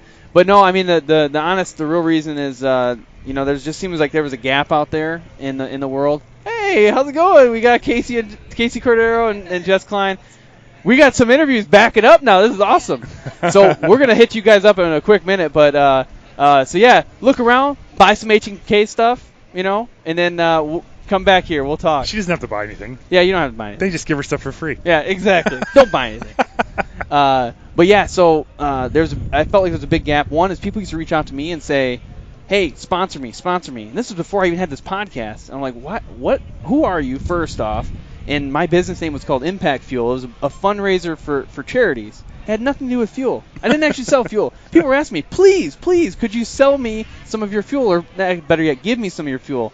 No, because I don't have any. That's not what we do. You didn't even open up my Instagram or my Facebook or my website or my Twitter. Even the first line, you would have known. So you recognized a mistake that people were continuously making. Yeah, I felt like there was a gap there. And then I was like, well, I love power sports. Power sports is amazing, right?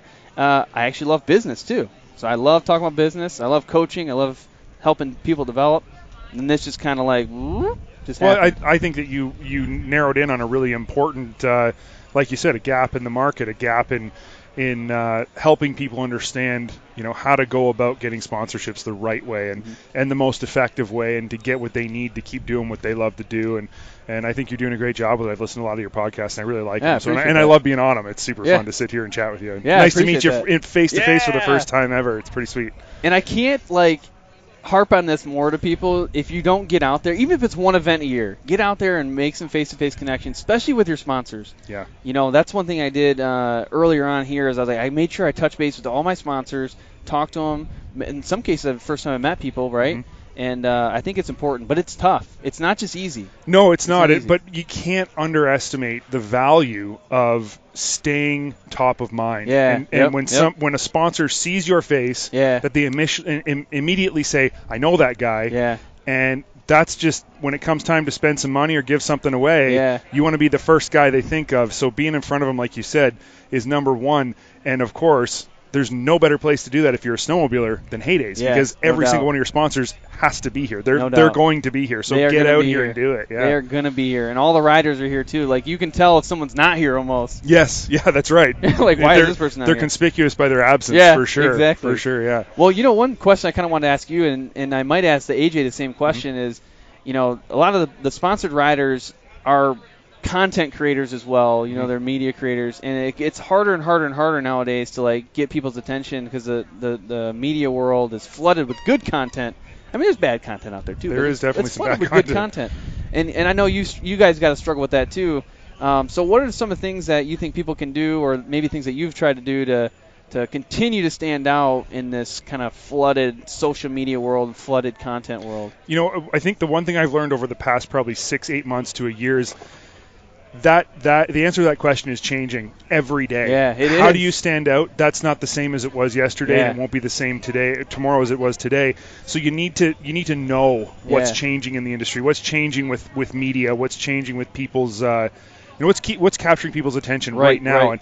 And you've got companies like X Games, and they're developing new sports. This what do they call it? Real Moto is their new thing for creating a video instead of actually competing, and it's your video that's judged, and that's a whole new idea, right? Instead of judging a guy by how you see him ride, you're judging a video that he created specifically for this, and you're judging the video and the riding.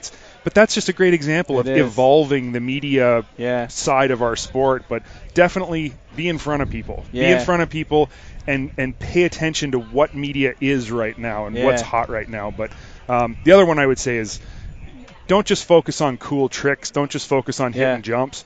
Focus on some quality production. Yeah. People notice the difference now. Right. Now with all the equipment we have and the abilities people have and all the different stuff that you can do with your home computer and your GoPros and your whatever, you have no excuse to create a crappy product. Yeah, you need to create a good product. And I think that a sponsor is going to look at the product you produce and say, okay, if this is a good product, he obviously cares. He's putting the effort in. He's a dedicated guy. It says something. So the quality of your media content says something about you as a person, as a rider, and as somebody that somebody might want to support. Yeah, definitely. Take advantage of the tools that are out there. Absolutely. I encourage people sometimes. There's podcasts out there for everything, right? There's podcasts for Sponsored Rider Club.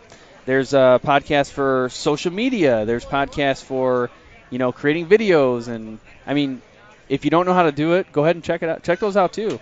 I think that's a good way to learn, new tricks, new tips. Oh, for sure. And the way things are today with technology and with information, we always joke around. Just go on the Google and just look it up. I started building mountain bikes for fun in my garage. I had no idea what I was doing when I started, so I watched about 4 Google videos and on YouTube and just checked it out. Now I know how to build a bicycle without looking, and it's exactly the same thing. You want to know how to make a great video? Just go online, like you said, check out some podcasts, listen to some information, watch some videos, and you can create a really good product with no talent in a matter of a week if you just do your research. Yeah, definitely. That's good, man. Well, hey, I like to end these things with the high five. Right on. So thanks. We're going to close things out. Peace. All right, man.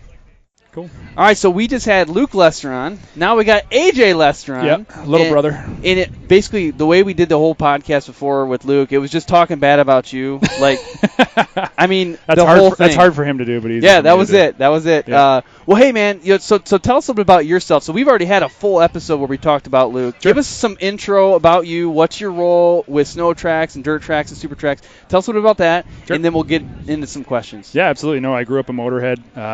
Got into this through my parents and my dad and my uncle who started SuperTrax magazine, and then we kind of came into the whole DirtTrax, SnowTrax thing through an unfortunate circumstance. But it's been that for the past 10 years, and pretty much, the show came around. I was working for the magazine, doing editorials and whatever was needing to get done. Being the son of the editor. And then all of a sudden, TV comes around. And they're like, "Hey, we need you to do TV stuff." And I'm like, I know nothing about this, absolutely nothing. So they kind of threw me in, and Luke had a little bit of experience in it, so he kind of guided me in, walked me into that. And ever since then, I just kind of took on the role of the technical guy. So I do a lot of the builds for SnowTrax and builds for DirtTrax. That's kind of the niche, the area that I like.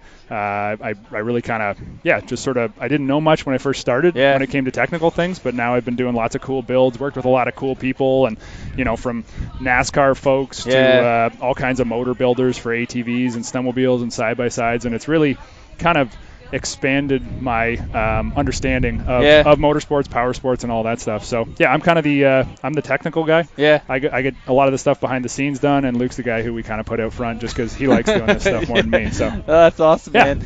It's funny too how you mention this, and people on the show talk about this too. I don't even know what I'm doing. Right, I just did it. I'm the same way. I legitimately had no concept of motorsport sponsorship at all. Definitely didn't know how to podcast.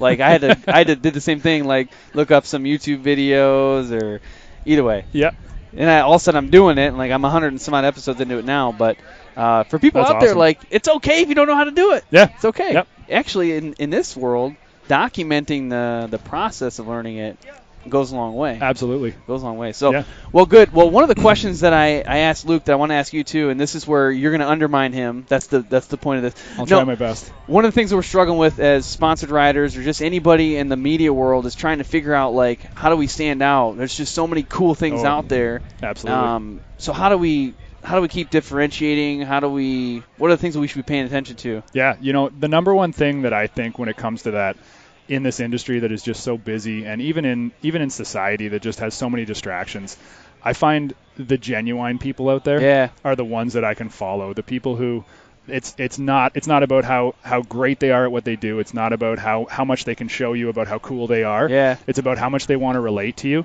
and they want to help you become better at what you do. And in our sport, I really relate to those people, and I see a lot of other people doing that. It's cool to watch a guy who can go out with a snowmobile and do some amazing thing, but after a while that gets old. It's like watching freestyle videos. I really like it. I respect the people who do it, but if a guy comes up to you and says, "Hey, you know what? Yeah, I'm a sponsored rider. I'm totally legit. I can do all of those things, but why don't I show you how to do something a little bit more than you can do and push your comfort level a little bit and do that little bit extra, or just take the time to talk to me about it instead of just saying I'm a rock star, look at me." Right. Those people who say, "Hey, this is what I did. Do you want to know a little bit more about that, or would you like to know how you could get into something?" Just the people who take the time to stop and actually speak to you like a real human being. That to me speaks volumes, and I've seen it with the different snowmobile manufacturers and the side-by-side manufacturers. Those are the people who last a lot longer, who have the sponsorships longer, because those people see more value in that rider and in that person because they're more than just a personality. They're somebody who they can bring in and become a brand ambassador. And so for me, that's really where I see the benefit in sponsored riders as a whole. That's where I see bigger companies grabbing on board and getting in with people and really using them as an ambassador, not just hey, you're a sponsored rider, but get out of the way because we don't want to hear you just brag about yourself anymore. So sorry, that's a little harsh, but but it's true. And we talk about the show on here like be yourself, right? It sounds easy, right? Just be yourself, right? Oh yeah, just got to be me. First, you got to know who you are, exactly. Right? Then you got to actually live up to it. And I'll tell you what, I know I went through a struggle with this show. I've been doing the show now for, I don't know, a year and 9 months or something. And my first ones are a lot more robotic, right? A lot more robotic. And I would I don't know. I guess I was just trying to put on more of a front. And as I started settling in, well, the show started growing too. Yeah. And I encourage a lot of people to do that. Be yourself. Get comfortable. Learn who you are. Yep. And when you're at these events, that's when you really find out who people are too. Yes. Like, absolutely. You run into people that you've been idolizing. You're like, man, you're amazing. Like now I know why you're so cool. Yep. Kyle Pauline is one. So he races Snocross, and he goes by Senior Smiley, right? and nice. So we're walking through the Polaris booth, and I'm like, oh, I know exactly who you are because you're smiling so big. Yep. And he talked makes to me it more accessible. Yeah, it makes it more accessible. He talked to me. It was like my brother talking to him, and I was like, now I understand. Yep. I understand why you're with Team La Valley and with Polaris, and it makes sense. And on our snow side, there's one guy, Carl Kuster, who does CKMP. Yeah.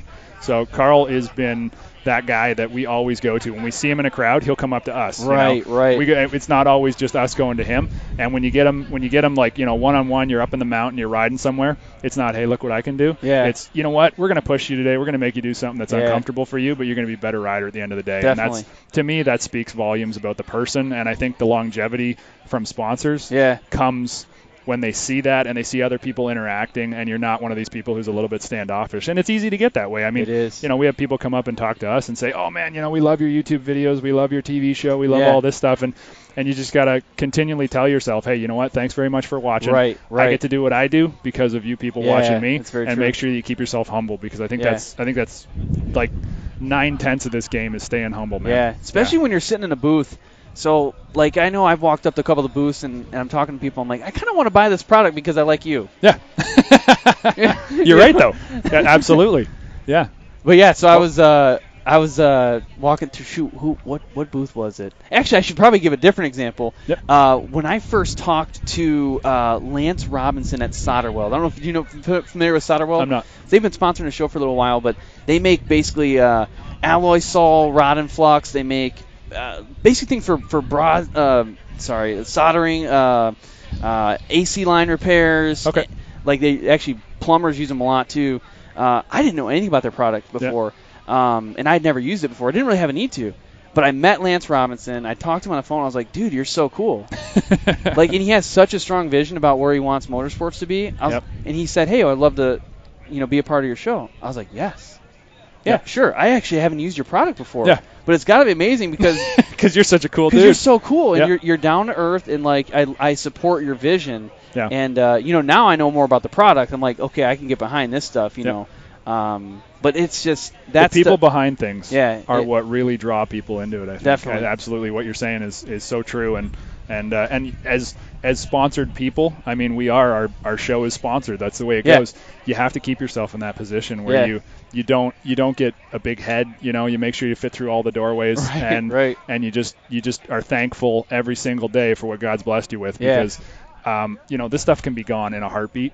Oh, yeah. And so you got to make sure you stay humble. You got to make sure that you put in the time with whether it's a 3-year-old who wants a picture with you and a sticker, or whether it's a dude who's 65 and tunes in and watches what you're doing. Because, I mean, every single one of those people, it's another view, it's another face, it's another person who's going to go out and either recommend you or say, no, you guys are a bunch of jerks. We're not going to watch that anymore. Exactly. So, it's a big deal. And I think it's the responsibility of all of us to represent ourselves in the best way possible, and to stay humble and to stay accessible, because I mean those young kids are the next generation who are going to want to do what we do, right? That's exactly right, and that's how we keep motorsports alive. Yeah, man. Yeah, we do, man. Absolutely. Well, hey, I like to end things with a high five. All right. So take care. Cool. Thank you very much, man. Thank you. Okay, so now we are here with Jess Kline, who's been on the show before. I don't remember what number anymore. I've been messing this up all day. Either way, one of those cool numbers, like one of the better. I think it was like 30-something. I don't know. It was a cool. Might have been 34. 34 sounds about right. That was 34. My dad's race car number, and I remember us talking about that. Yeah, 34. I'm actually about ready to release 105. So it's getting up there. That's crazy. So tell us, Jess, why are you here? Why are you at Heydays? And then we'll go from there. Okay, well, I'm at Heydays because I love it here. It's my favorite event to go to every single year. I am staffing a lot of different events and booths here for my clients. So I'm here kind of on behalf of my company, Backwoods Promotions, supporting my clients and checking in with everybody, managing staff, and having a fun time. So you said you got 14 staff here right 14 now? staff, yeah. Okay, spread around. Actually, I think it increased to 16. Oh, yeah. 16. 16, yeah. And you got them at, let's see if I can call them off. You told me Kline, Fox, Backwoods, Motorsports Media. Backcountry Motorsports Meeting. Whoops. Yep. Skidoo. Octane Inc. And we also had girls at Golden Light. Okay. That's awesome. That's awesome. Tongue-tied. Well, you know, I just want to kind of understand this better for you. What's the stresses that you go through in this type of show? Because the reason why I ask that is when a rider is coming up to a booth and they want to, like, find the right person, and they have to remember there's people behind the scenes that are stressed out. There's just a lot going on. So maybe just give us some behind the scenes of that. Yeah, well, there's a lot that happens before people get to Heydays, just from the event setup. And I'm not as much involved in that, but these booths and some of the large booths, it takes 3 days of setup. Right. And, you know, they bring equipment in and they do all that kind of stuff. So that's super stressful. And even morning of, you know, they're trying to make sure, like, audio equipment's running and the videos are all set up. And then, you know, on my end of things, we have to make sure that staff, they know where to go, because this is the type of event that's in the middle of nowhere. There's multiple entrances, different parking, and if you've never been, you don't really know what to expect. So we got to make sure everyone gets to where they need to go and get set up with the proper equipment to do their job, which is whether it's uniforms or, you know, iPads and all that kind of stuff. So it's important to me to understand that side, because if you're a rider and you walk up to a booth and you are ready to pitch a sponsorship to somebody, even if you find the right person, odds are they're a little overwhelmed. They're a little overwhelmed. They're trying to sell product, or they're trying to work with some of their partners, or they already have other riders that they're trying to meet with. It's a lot to take in. Right. And I guess I want to remind people that there are a lot of things going on behind the scenes. You have to remember that. Come prepared as much as possible so that you have a quick, short, to the point, concise point to make. Right. And then even better, if you can come with, I was actually talking to Kevin Castor and AMSOIL earlier. He's like, if you can come with an idea to present right away, this is how I can help you, you've got my attention. Yeah. Otherwise, he's too tired already from setting up for 3-4 days ahead of time, right? He's too tired to listen to anything that doesn't have some concise point. Right. You have to hit the times right, that's for sure. And so, you know, during like crazy crunch time, you don't want to be trying to take someone's time. You want to hit it, you know, later in the day when things are winding down, or early in the morning sometimes when people are still waking up and getting to the event. Sometimes Heyday starts at around 7 o'clock in the morning. So, And what I found was, and this is my first time at Heydays, what I found is in the morning from like 7 to 9, a lot of people are still in the swap meets, and some of the people are still setting up. But if a booth is already set up in the morning and you see people, they're like kind of sitting down, having a little drink or something, and that might be the time to go and make some introductions and have a little more quality time. Or like you said at the end, I'm assuming maybe like 5:30, things are, you know, winding down. So. Yeah, that's a good time definitely to hit people up. Yeah, good deal. Yeah. Well, is there anything else that you kind of want to share? I mean, just maybe things that have changed in your life, or other things you want to share with people? You know, I think we're just rocking and rolling over here, and really excited for the snowmobile event season that's coming up. Heydays is the official kickoff of winter, and so, you know, it's just really cool to see everybody here just really excited about upcoming products and new gear and releases and things like that. So we're ready to rock, and looking forward to seeing people at upcoming events. Sounds great. Well, I like to end things with the high fives, so let's do a high five. Awesome. Right, take care. Okay. I love how you roll. All right, so we're at the HMK booth right now, sitting here with Casey Cordeiro. We just had Jess Kline on. We had AJ Lester, Luke Lester, and he was just laughing. Casey's laughing at me like, man, we're just kind of ad hoc in this thing. I've been doing that all day. My brother and I have actually been going back and forth. That's like MCing before people come on, and then that person, I can't actually interview him. Like I've got on here 3 or 4 times. Oh yeah, Kevin Castor's gonna come on next, and Kevin's like, dude, I'm busy right now. Nice. Like I got it. Keep selling AMSOIL. Like do it. I understand. But either way, so Casey, you're here. Yeah. You were just last on episode 88, which wasn't that long ago, but we were thinking it was like May time frame when we did the recording.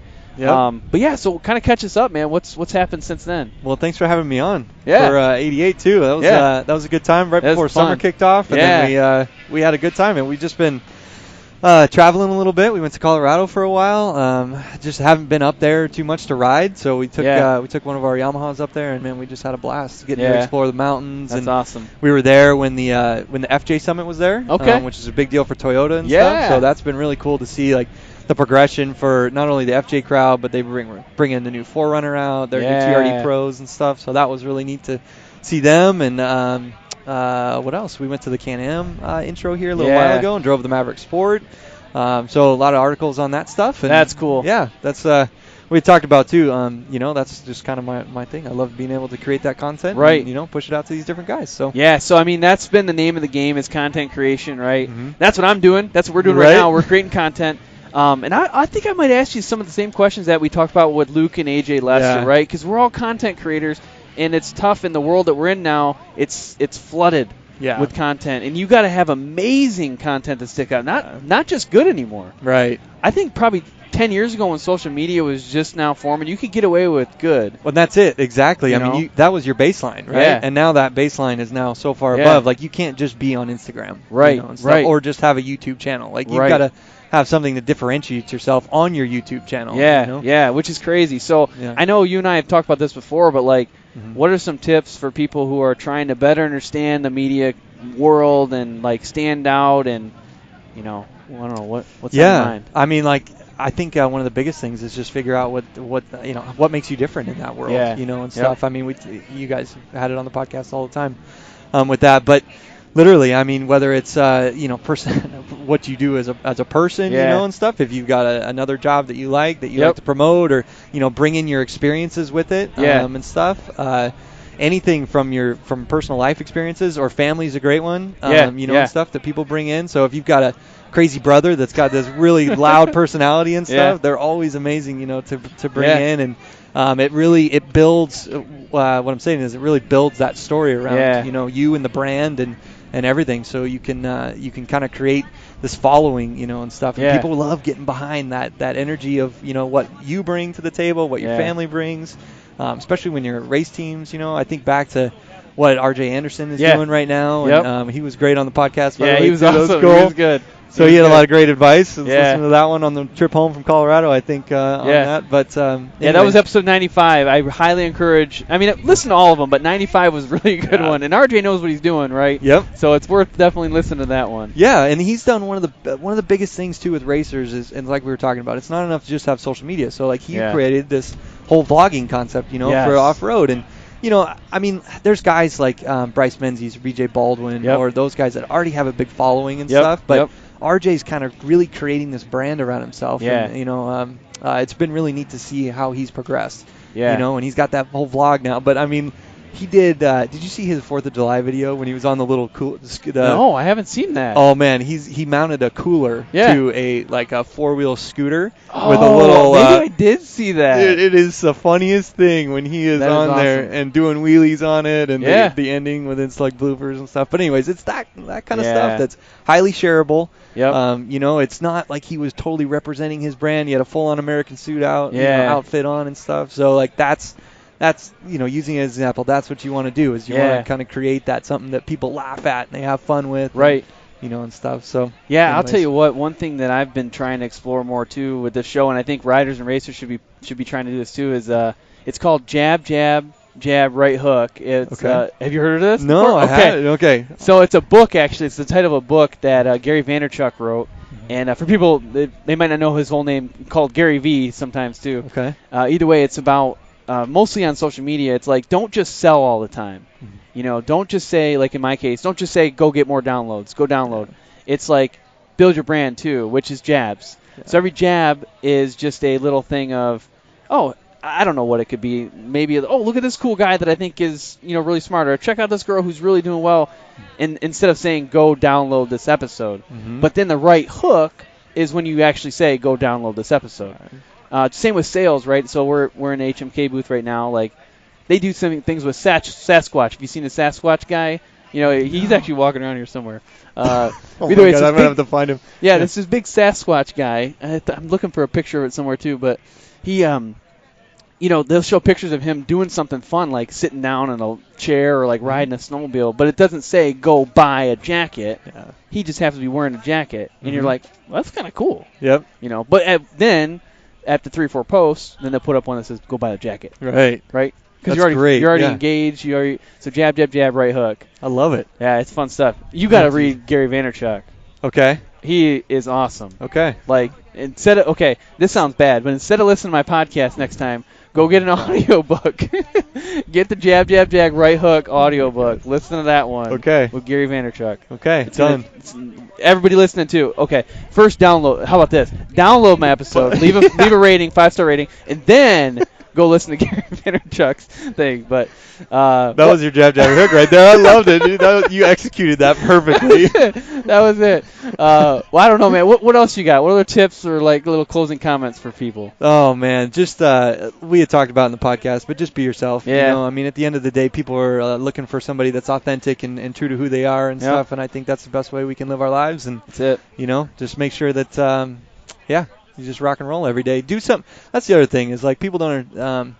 Like if you're looking for a sponsorship or something or making that resume and it's something that you've been putting off or anything, like do one thing a day, whether it's one word or one sentence that gets you to that end goal. You know, set those goals high and keep going for it. Man, I know I was trying to close out, but you made me think of something. I was reading some other book the other day, and they were talking about, it was a writer, a novelist, and somebody asked him a question like, how do you write so many books? How do you keep putting out all this content?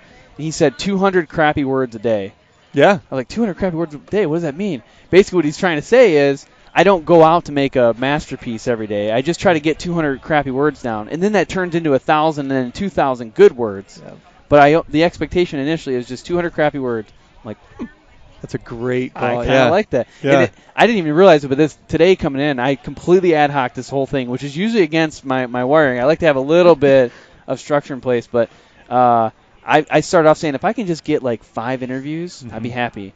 And then it's like, well, I just got 5 in an hour. Right. You know, like now I'm really happy. I'm gonna keep going. Let's see what happens. But yeah, it's good stuff. Well, hey, I like to close the face-to-face interviews out with a high five. So done. Awesome, man. You take care. Thanks so much, buddy. All right, so we've done a few interviews today. We're at the HMK booth still, and my bro Hammer's back, Jeremy. Yep, indeed. I think it's getting close to food and drinking time. Yeah, we've been kind of pounding these out all day. Yeah. And we ate like a hot dog. Hot dog, not enough. Not enough. So we gotta hit the food up. And actually, we're trying to find Brock Hoyer too. He's gonna try to come on and be our third three-peat guest. Yes. Well, we'll see if he makes it by here. There's a lot going on. So I'm going to use this last part. I told my brother ahead of time I'm going to quiz him, but not necessarily on what yet. So I want to quiz you on the people that we've met. Okay, here we go. And this is kind of a quiz for me, too. So this is going to be horrible. Let's see. Who are the people that you can remember that we've run into so far? Man, let's see. We started off. I'm horrible with names. I can tell you like where they were from, but as far as like their names, let's play that game. Let's see if you can say where they're from or anything that they did. Let's start. Well, we started out with AMSOIL, so that was Kevin. Yep, Kevin Kastner. Kevin Kastner. Yep. Okay, so there's one. Who was at AMSOIL? 2 people sitting down. We talked about them earlier. Lemieux. Yep. Lincoln Lemieux. And we met him just. Again, over in the signing table. Yeah, so Brett Turcotte. Turcotte, that's a hard name to remember. That's a hard one. That's a hard name. Man. And Brock Hoyer was over there. Brock Hoyer was, yep. And then just to put this in perspective, so we went through a line. Nikki. Yep. Yeah, we went through a line of Arctic Cat and Polaris both had all their riders lined up, which I don't know how many, there was 30. Oh, there was more than the count. There was a lot. But in that, we were. I'll just let me actually start quizzing myself on this one. All right. So we had Rob Kincaid, Dave McClure. Yep. We had Tucker Hibbert. Yeah, tough to forget that one. Yeah, that was sweet. Chris Brandt. That's a Chris tough one. Brandt, that's another one, man. He's amazing. Wow, there was a lot. I know. We saw Scott Sparrow. John Ferrion. And John Ferrion's going to be live with us on September 10th, and actually by the time this show releases, that'll already be done. Right. We met Luke Lester and AJ Lester from SnowTrax. Backwoods Promotions. Yep. Jess Kline, Casey Cordeiro. Yep. With the goatee. That was Scott. Scott. Yeah, Scott. Sparrow. That's remember. He's a tough one to forget. He's a tough fun. one. He's a cool guy. He was on episode 71. Yeah. What's his company? Driven. Well, his show is Driven. Okay. Ride Life Dynamics is his company. Yes. Yep. But yeah. And then Kirk Zach from HMK. Yeah. Another Another cool guy. He looks awesome. like a cool boss. I almost want to just go work for him. He seems like a guy I could get along with, and we could definitely. Yeah, he is awesome. Definitely, like you meet people in person, and you're like, okay, now I understand why everybody else likes you. Maybe I'll give my application here before we leave. Right. Yeah, cool. Well, yeah, I mean, we're kind of closing things out, so if we get Brock on, that's great. If not, then it is what it is. But yeah. Anything else? Takeaways? Man, I got to say, what a great time here at Heydays. I'm glad you invited me. I'm glad I came. We'll be back next year for sure. Oh, yeah. For sure. And we're booking early. And bringing a trailer. So, yeah. Definitely not the focus next year. Not the focus. Yeah. Wife might be a little more upset with me next year. So, yeah. Right. But, yeah, great time here. I loved all the people that you got to meet. Yeah. You know, everyone's so friendly and nice. And yeah, loving it. It's good times. All right, closing out. All right. Well, I hope you enjoyed that episode. We've got a lot more coming in the near future, so go ahead and subscribe so you don't miss it. Actually, on the day that this is released, it's September 11th of 2018, we would have just done a live episode with John Ferrian where we talked about the benefits of going live on Facebook. So that episode is going to be available on the podcast in the very near future, but go ahead and head over to our Facebook page, which is a Sponsored Rider Club podcast Facebook page. Go ahead and follow that so that you can catch our upcoming live episodes. We're going to have Shelby Anderson coming up next, so I'm super pumped about that. She crushed it on episode 20, so I'm glad to have her back. And we have Keegan Kincaid coming up next, and also we've got Will Rogers coming on. So it's cool to get the short course perspective and then the NASCAR perspective right after that. So tons of great stuff in the very near future. Let me know your feedback. Go ahead, head over to iTunes, leave a rating and review. A special thanks goes out to our sponsors, AMSOIL, Armor Coat, SolderWeld, Bold Racing, TopThePodium.com, Crash Addict Industries, and Racing Addicts. I also want to shout out some of our other partners, including GSP XDV Axles, MBRP Power Sports, HMK USA, Studboy Traction, and One Stop Performance. I look forward to serving you again next week. Until then, have fun and ride safe.